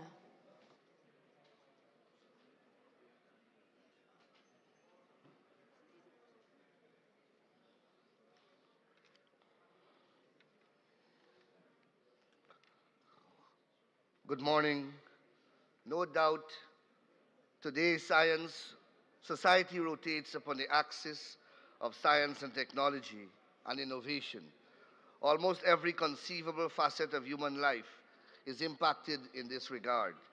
Therefore, as one of the most premier decision-making fora, it is incumbent upon parliaments across the globe to harness these concepts for global peace and to advance human progress. The theme of this debate is therefore most opportune. The age of information, communication, and technology has transformed the world into a radically different place with unparalleled benefits. Communication is now instantaneous. Physical work has been made appreciably easier and more efficient. Meetings and engagements of almost every conceivable type have become more virtual than in person. Energy is progressively being produced from renewable and sustainable sources than those that have proven to be environmentally hazardous.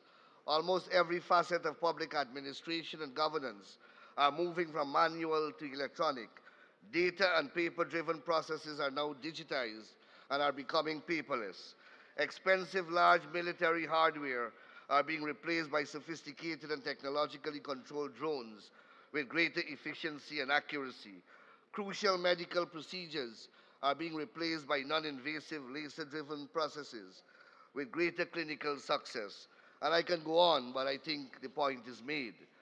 However, human history has taught us that with benefits come burdens, and the challenge before us as parliaments is how to maximize these benefits and minimize the accompanying burdens.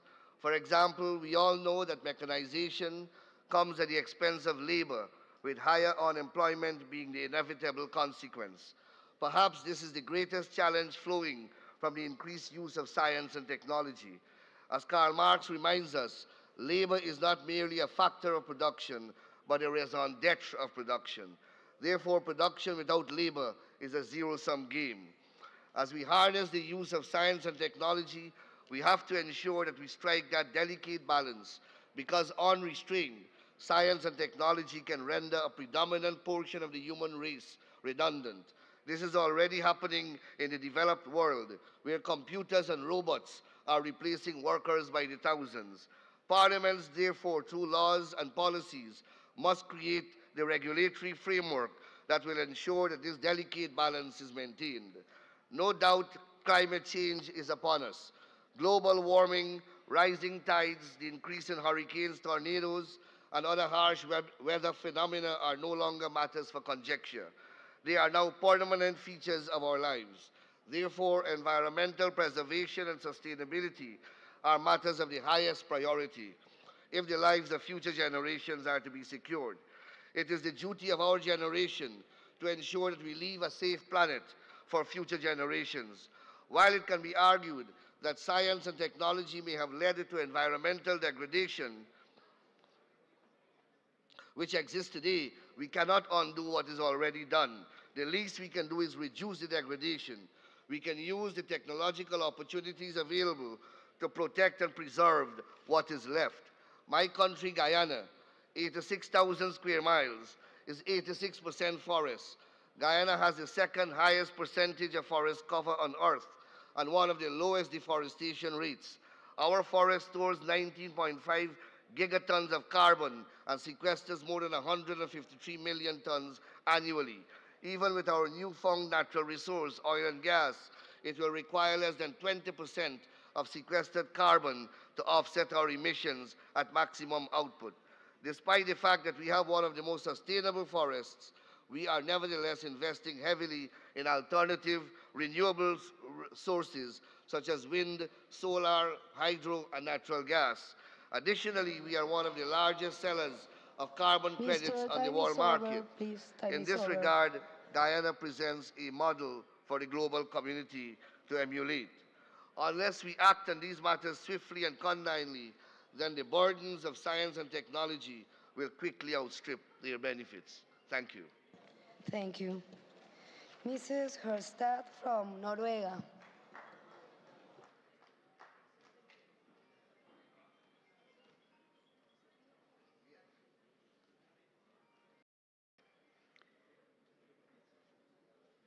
Madam Chair, dear colleagues, it is a pleasure to have the opportunity to speak in front of delegations from all over the world, representing billions of people. And I know that we, as parliamentarians, can make a difference also when it comes to science, technology, and innovation. But it is a great responsibility and challenge for us, our parliaments, to make legislation that ensures that, for instance, artificial intelligence become useful tools to develop sustainable societies. The technological development goes very fast, and the tech companies must not be given too much power. The country I represent, Norway, is a small country with only 5 to 6 million inhabitants. And since internet and digital information are crossing borders, we have to make legislation and system to combat cyber criminality, fake news, and misuse of personal information together with other countries. Therefore, we look to EU and the European Act to get inspiration, to get our own legislation made. Mrs. President, the world is facing big challenges to give prosperity to everyone. Due to the fact that we don't have endless resources, we have to priority and take the responsibility to make regulation to ensure a sustainable development that gives the most benefit for the people we represent without damaging the environment and the world's water resources. Thank you. Thank you. Mrs. Kishi from Japan. Japan.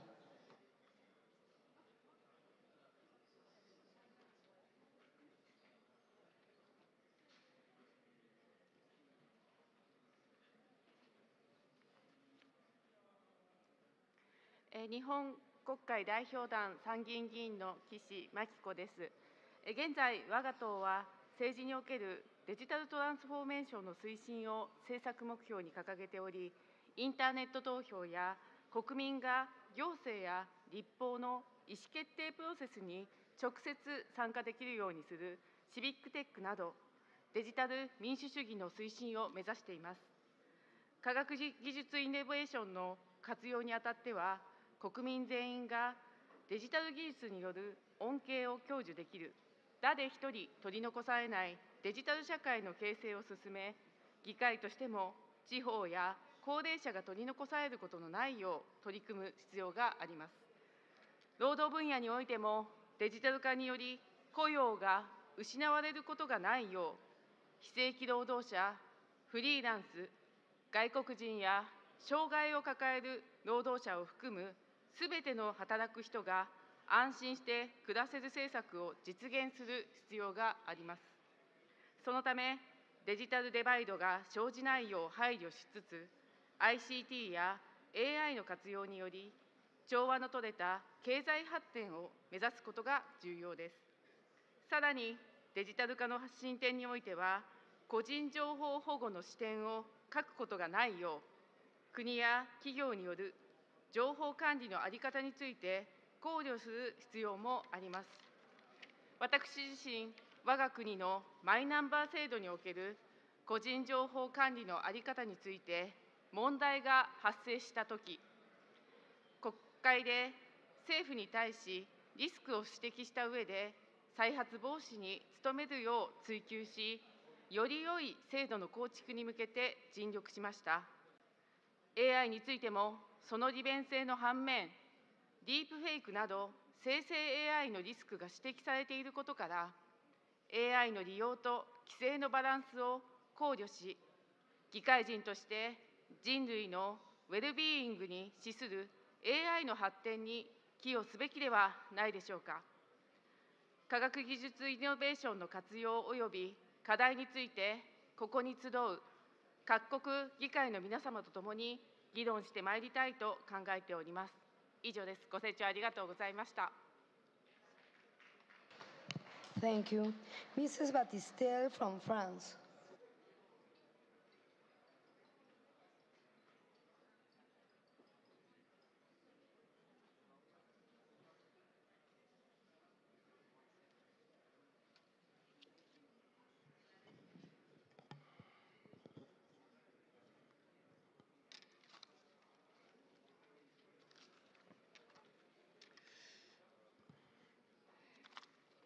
Madame la Présidente, Mesdames et Messieurs les parlementaires, Monsieur le Secrétaire général de l'UIP, Mesdames et Messieurs, mes chers amis. Dans un contexte d'accélération des développements techniques, je me réjouis que notre Assemblée ait décidé de s'interroger et d'entendre nos contributions, car ce tournant majeur peut soulever des interrogations, des espoirs, mais aussi des inquiétudes.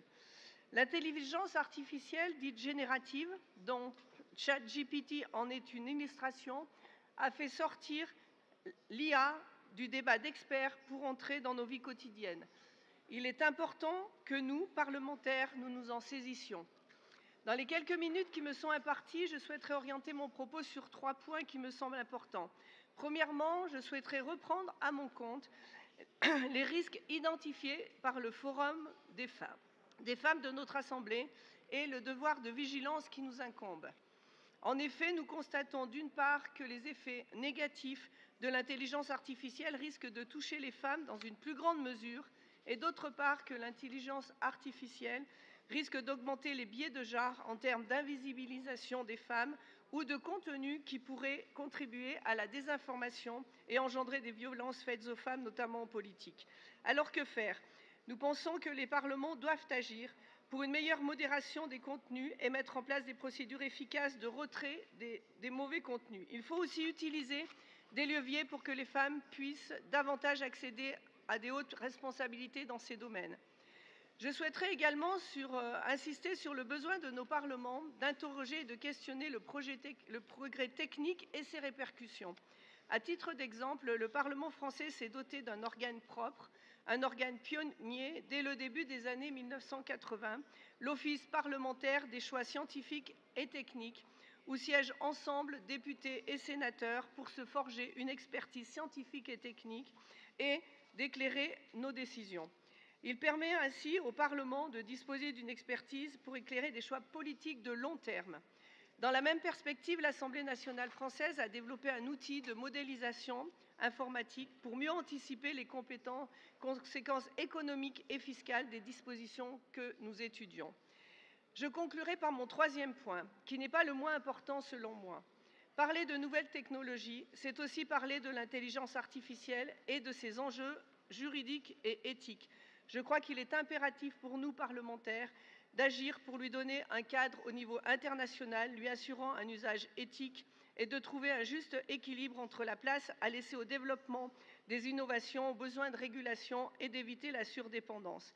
Je pense notamment à l'enjeu de la diffusion malveillante de fausses informations, à l'intrusion de groupes malveillants dans le cours de campagne électorale, sujet qui malheureusement prend toute une autre dimension dans l'intelligence artificielle. La question de la régulation, c'est un enjeu du règlement européen sur l'IA, publié en juillet dernier. Je pense aussi à la convention cadre adoptée par le Conseil de l'Europe en mai dernier.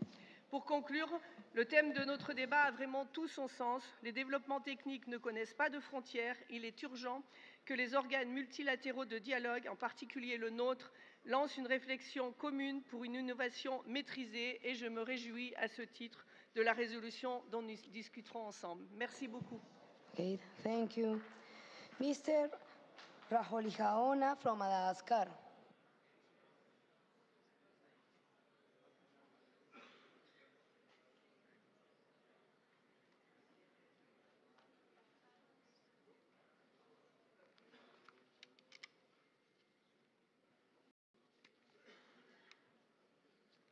Madame la Présidente, chers collègues parlementaires, Mesdames et Messieurs, c'est un honneur de m'adresser à vous aujourd'hui sur le thème exploiter la science, la technologie et l'innovation pour un avenir plus pacifique et durable, qui met en avant l'idée que les enfants scientifiques et technologiques peuvent être deux leviers essentiels pour répondre aux défis mondiaux, notamment à Madagascar. Pour discerner les thématiques, voici des points clés à développer: la durabilité environnementale, la paix et la sécurité, l'intelligence artificielle et la collaboration internationale. Pour la durabilité environnementale, l'espèce pratique traditionnelle malgache, la majorité, la population paysanne continue d'adopter la culture sur brûlis.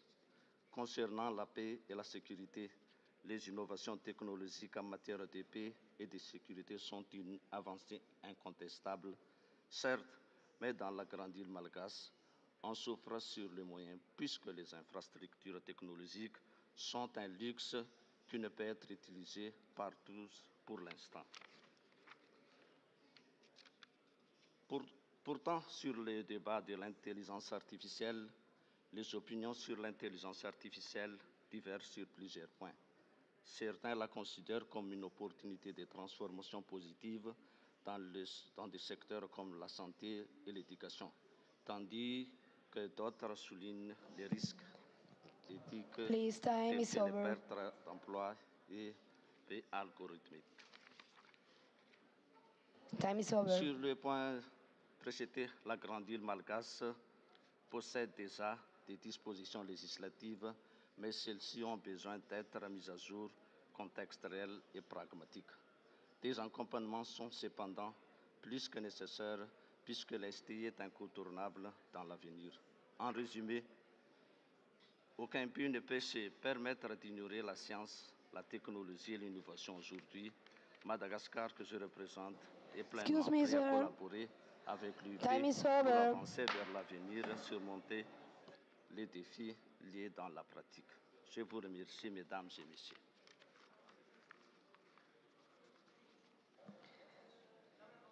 Thank you. Mrs. Tay from Tonga.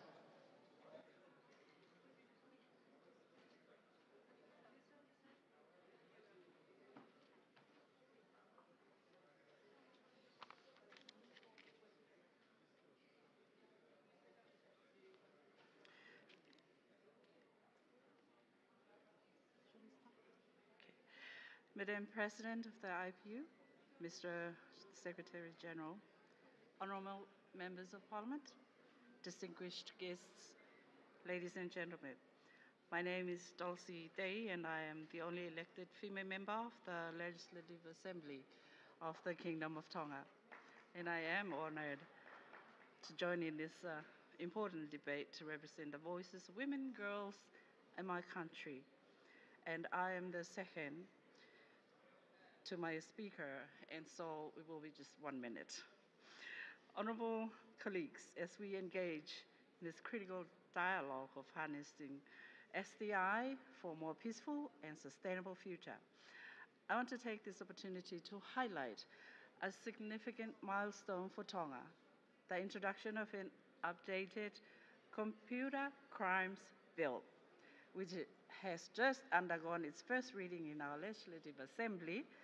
And this legislation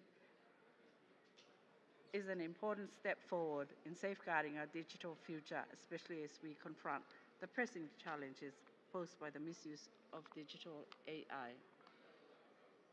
In Tonga, SDI has opened up so many doors for women's economic empowerment, enabling them to start businesses, access markets, and gain financial independence. Digital platforms have facilitated mentorship, networking, and collaboration, helping women to thrive in male-dominated fields. By investing in, I'll go down to fellow parliamentarians. By working together, we can ensure that science, technology, and innovation are utilized to their fullest potential, driving not only Time economic is over, development please. and prosperity, but also sustainability, social cohesion, and peace. Thank you very much. Thank you. Señora Núñez de México.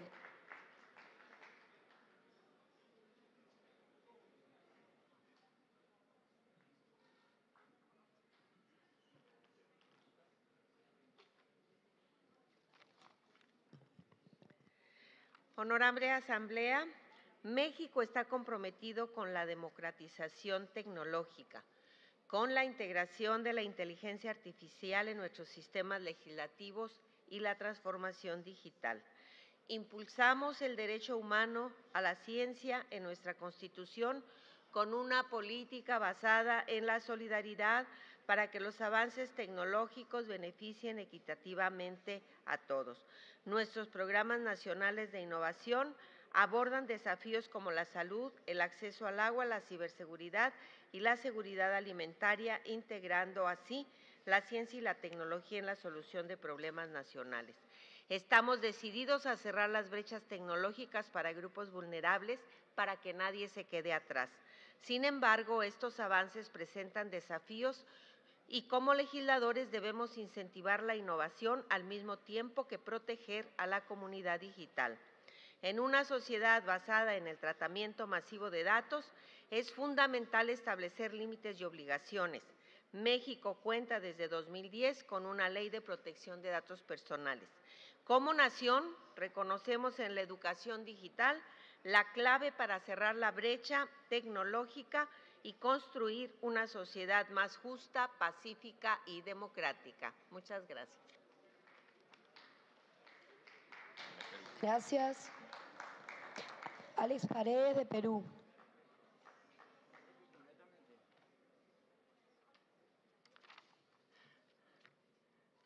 Buen día a todos. Qué frustración y contradicción causa que el uso de la ciencia, tecnología e innovación, que cada día se descubre algo nuevo en beneficio de la humanidad, sea usado justamente para perjudicar, dañar y lastimar a los propios seres humanos en el camino sin freno de una sociedad que día tras día camina a la deshumanización, al menosprecio del derecho a la vida. Una evidencia y ejemplo inobjetable en estos últimos días es el uso de las armas y todas formas de guerra para asesinar a seres humanos. No hay acto humano que pueda justificar o compensar la vida de un ser humano a cambio de un pedazo de territorio o de una diferente manera de pensar. No podemos seguir existiendo y viviendo con ese dolor permanente de ver cómo niñas, niños, mujeres, ancianos y otros seres humanos son asesinados en diversos puntos de nuestro planeta Tierra. Es hora de pecar de acción y no de omisión, que nos convierte en cómplices de esos asesinatos que testificamos y criticamos muchas veces cómodamente desde nuestros parlamentos, seguramente porque nuestros pueblos no están siendo perjudicados. Empatía sí, indiferencia no. La ciencia, tecnología e innovación debe servir para ayudar a nuestros gobernantes, a nuestros parlamentos, para tomar decisiones asertivas, inteligentes y pertinentes en beneficio de nuestra población. La ciencia, tecnología e innovación nos debe permitir tener elementos necesarios para solucionar problemas latentes como el cambio climático, contaminación y mejorar la calidad con equidad de vida para todos los seres humanos. Para concluir, hoy más que nunca la educación debe redoblar sus esfuerzos para enfrentar la indolencia de los adultos frente al dolor humano. Debemos duplicar nuestra formación y enseñanza ética, valorativa de nuestros estudiantes de todas las edades. No debemos formar estudiantes hipócritas, con doble moral, con doble rasero. Los que somos docentes o no lo somos, debemos preocuparnos por tener una ciudadanía íntegra, solidaria, empática, pero sobre todo humana. Nunca más indolencia. Gracias. Gracias. Mr. Osboyasi from Turkey.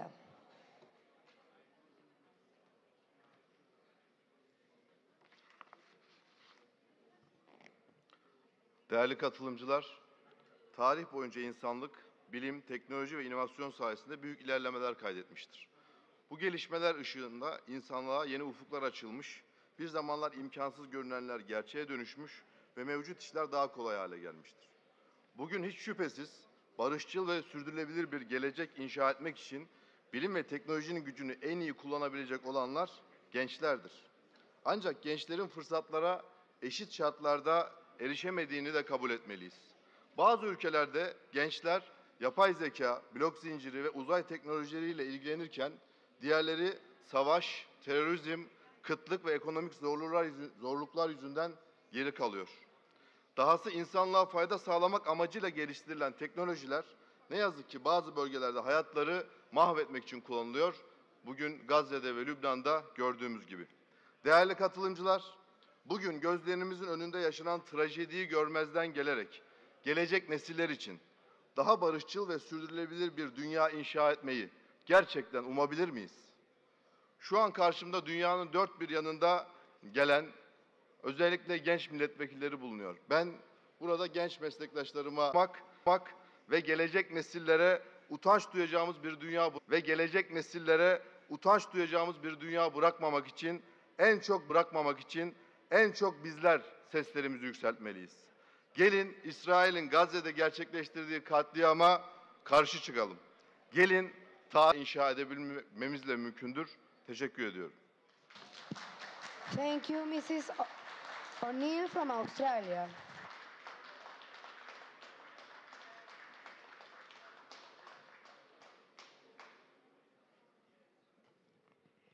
Good afternoon, delegates.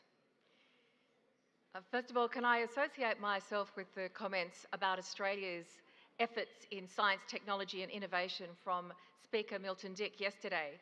But this afternoon I want to talk to where I've just come from, which was a debate in the second committee about how much money our countries are missing out on, estimated by the OECD. So ineffective is the data that we access that we don't know whether it's $100 billion or $240 billion that our countries are missing out on because of multinational profit shifting. We're all impacted and we experience incredible data poverty. We need collectively to move to better technologies for parliaments across the globe to gather the information we need in power asymmetry to give us the opportunity to do what we need to do for our citizens.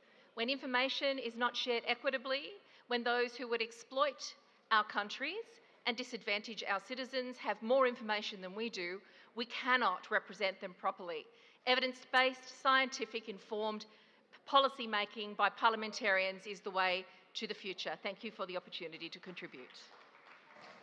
Thank you. Señor Carlos Núñez del Parlatino.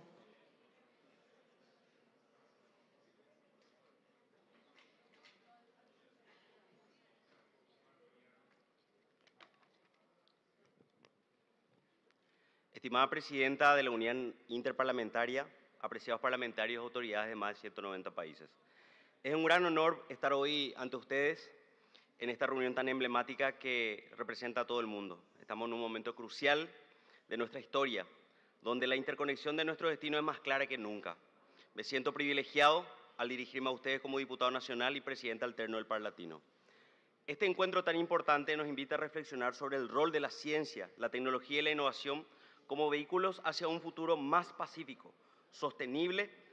Hoy estamos experimentando una nueva revolución tecnológica, en donde la denominada inteligencia artificial empieza a ocupar un espacio cada vez más importante en nuestras rutinas diarias. Así, la inteligencia artificial, bien utilizada, puede colaborar con innovación en los temas de salud, educación, cuidado del ambiente, así como colaborar con los estados en materia de provisión de servicios públicos de calidad, con una especial atención a la demanda ciudadana. Si la inteligencia artificial, bien desarrollada y utilizada, puede redituar en la mejora de calidad de vida, pero si nos ocupamos en analizar sus usos y recursos, y si no invertimos tanto en infraestructura, capacitación y como en marcos normativos, también corremos el riesgo de profundizar las brechas socioeconómicas ya existentes. Bajo esta premisa y con el firme compromiso de que la ciencia y la innovación tecnológica esté al servicio general de nuestros pueblos, desde el Parlatino hemos trabajado en una ley marco, una ley modelo que tiene como objetivo posibilitar que progresivamente los países se comprometan efectivamente en establecer una normativa referente a la IA con una visión sociocultural de cara al desarrollo sustentable, sostenible dentro del criterio fundamental de la ética.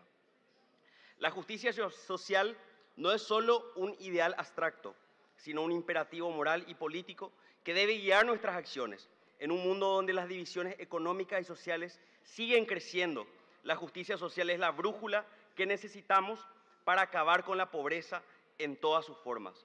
Es nuestra responsabilidad asegurarnos de que cada ser humano, sin importar su origen, tenga acceso a oportunidades y recursos para vivir con dignidad. La pobreza no es solo una estadística, son millones de vidas marcadas por la privación y la desesperanza. Para lograr una democracia plena debemos asegurarnos que nuestros sistemas sean inclusivos y no solo en términos de derechos políticos, sino también económicos y sociales. Muchas gracias. Muchas gracias.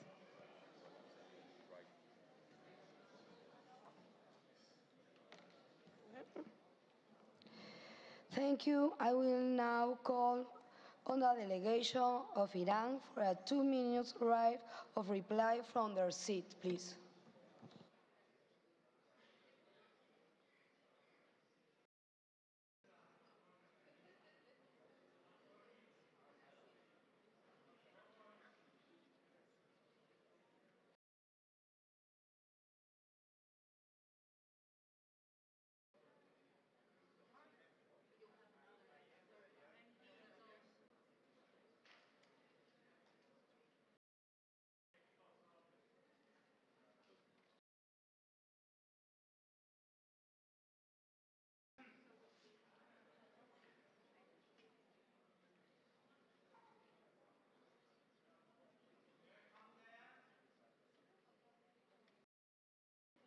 Try again, please.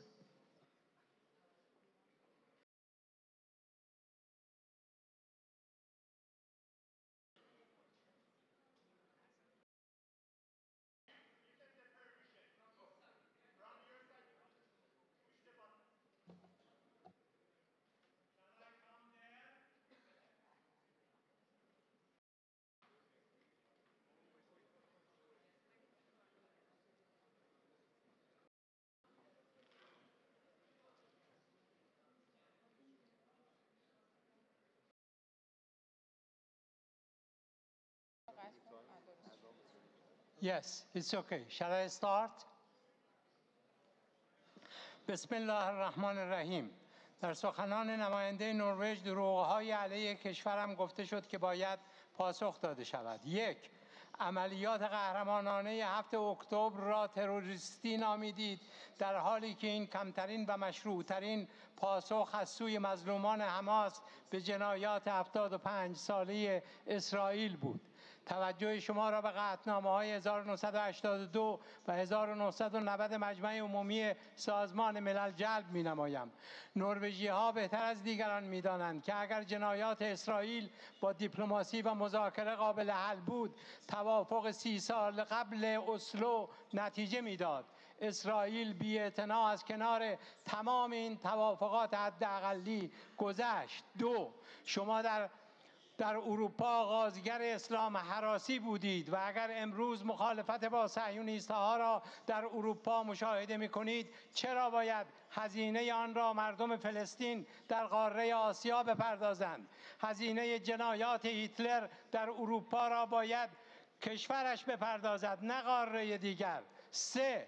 از نماینده جوان نروژ میپرسم آیا بنای یادبودی برای 10,000 کودک شهید فلسطینی و حدود 50,000 زن و مرد و انسان بیگناهی که در فلسطین و لبنان در بمباران خلبان‌های اسرائیلی جانشان را از دست دادند برپا کردید؟ آقای بورتنموی 48 ساله، شما نماینده مردم نروژ هستید که این روزها در خیابان‌های اسلو علیه جنایات رژیم اسرائیل و حمایت از آزادی فلسطین تظاهرات می‌کنند. لطفاً نماینده مردم باشید، نه جنایتکاران کودک کش. 4. از نماینده نروژ میپرسم آیا جنایت رژیم صهیونیستی در ترور رهبر فلسطینیان اسماعیل هنیه در تهران، بمباران ساختمان کنسولی ایران در دمشق و کشتار هزاران نفر در انفجار پیجرها در لبنان و ترور رهبر حزب الله سید حسن نصرالله را محکوم کرده اید که از پاسخ تلافی جویانه ایران ابراز ناراحتی می کنید. در پایان به نروژ و نماینده جوانش توصیه می کنم در سخن گفتن با ملت متمدن و بزرگ ایران مؤدب باشید و در سمت درست تاریخ بایستید. Thank you.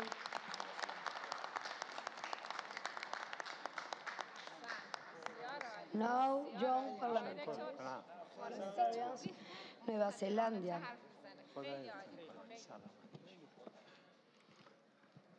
Nueva Zelanda. Kia ora, ko kahurangi kata aho. Today I will share an Indigenous worldview from New Zealand, a Māori worldview, on these issues of peace and security and justice. Data is often seen as the backbone of the information economy, significantly impacting marginalised groups and Indigenous communities, especially concerning Indigenous data sovereignty. While data is recognised as a powerful resource, we still grapple with its definition and the ethical implications of its collection and use. We must ask whether its collection serves as a force for good, bad, or something in between. There is growing concern about how data is gathered and stored, particularly by social media platforms that often collect information without explicit consent. For Indigenous communities across the world, collective rights are not new. The United Nations Declaration on the Rights of Indigenous People emphasises the protection of these rights. They highlight the paradox of excessive data that works against us and insufficient data that benefits us, underscoring the need for Indigenous people to control, access and manage our data. Māori and Indigenous data is a taonga, a treasure, an essential resource for our health and well-being. As we navigate the complexities of the information economy, I urge everyone to advocate for stronger protections for Indigenous data sovereignty. Thank you. Thank you. Señora Costa de México.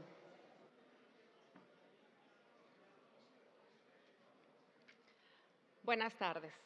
Estimados legisladores y legisladoras del mundo, es un honor para mí dirigirme a todos ustedes en este debate centrado en aprovechar la ciencia, la tecnología y la innovación para construir un mundo más pacífico y sostenible. Y hoy quiero hablar sobre el impacto de la inteligencia artificial en nuestra sociedad, especialmente en cómo podemos asegurarnos de que esta tecnología se utilice para el bien común. Los modelos de inteligencia artificial deben de ser claros y comprensibles. Debe haber transparencia en cómo entrenan estos modelos, cómo toman decisiones y qué datos utilizan para garantizar que sus decisiones sean justas y sean responsables. La inteligencia artificial no puede ser un territorio sin ley. La IA debe estar regulada con principios éticos y los parlamentos tenemos una tarea impostergable en la creación de marcos regulatorios que pongan a las personas al centro, protegiendo los derechos humanos y promoviendo la justicia social. Por otra parte, debemos de estar atentos a los riesgos y darles mayor visibilidad. Es cierto que la IA trae consigo oportunidades inmensas, pero también grandes retos y desafíos, como la desinformación y el desplazamiento de puestos de trabajo. Como legisladores, debemos anticiparnos a los efectos negativos de la inteligencia artificial y asegurarnos que existan las debidas salvaguardas. Para aprovechar los beneficios de la inteligencia artificial, debemos intensificar nuestra cooperación internacional. Sería muy importante que la Unión Interparlamentaria establezca un grupo de trabajo permanente sobre este tema para facilitar el intercambio de mejores prácticas legislativas y fomentar la colaboración con organizaciones internacionales. Por ejemplo, en México, en la Cámara de Diputados hemos promovido leyes para crear una agenda digital educativa y una ley de ciencia y tecnología que impulse la enseñanza tecnológica y científica. Además, hemos implementado un programa de becas que buscan aumentar la participación y el liderazgo de las mujeres y los jóvenes en las carreras de ciencia, tecnología, ingeniería y matemáticas. Finalmente, hago un llamado a los legisladores del mundo.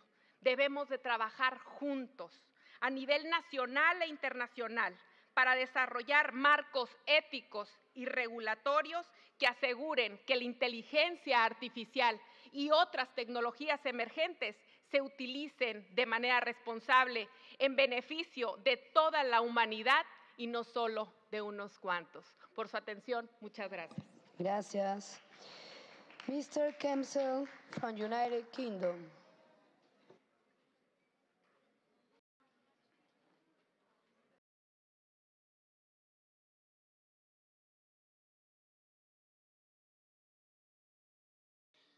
Madam President, honourable young parliamentarians of the world, today we are living at the dawn of a new age of science, technology and innovation. The artificial intelligence revolution, giant leaps forward in space travel where giant mechanical arms capture self-landing rockets, unthinkable breakthroughs in quantum computing, a new world of innovation in biotechnology. All of these developments are powered by the energy of young people, young scientists, young technologists, and young innovators in every country from every continent. Let us celebrate them and their work today at this august assembly. And as for us, we must ask ourselves, as the young legislators and political leaders of this generation, how can we also play our part in this struggle for human progress? Well, it is our duty to create and protect the environment for innovation to thrive, to unleash its benefits for the population of the whole world. And the key to that is freedom. Free peoples, free societies, and free markets drive innovation. Science and technology truly thrives only in conditions of political and social liberty. And while it might seem that totalitarian systems can direct resources through a combination of fear and strength, this is not true progress, but only the illusion of progress. History shows that those systems always fail in the end. So that is why we, the young parliamentarians of the world, must be unafraid to show the way, fighting for the conditions to truly unleash scientific and technological progress, speaking up for free societies based on liberty. And we send our solidarity to those in the front line of that struggle today, the people of Ukraine. From the United Kingdom, thank you.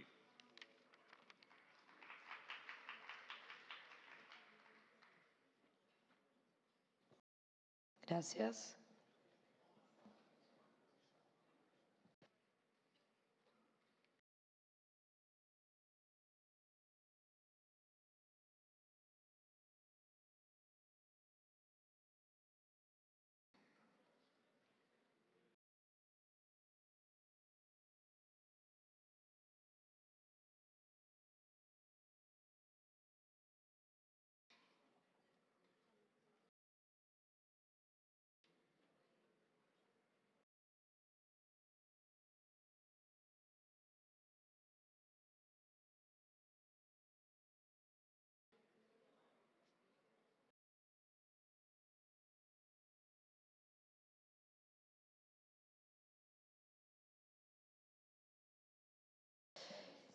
Gracias a todos. La sesión se ha cerrado y iniciará a las 2:30 de la tarde. Gracias.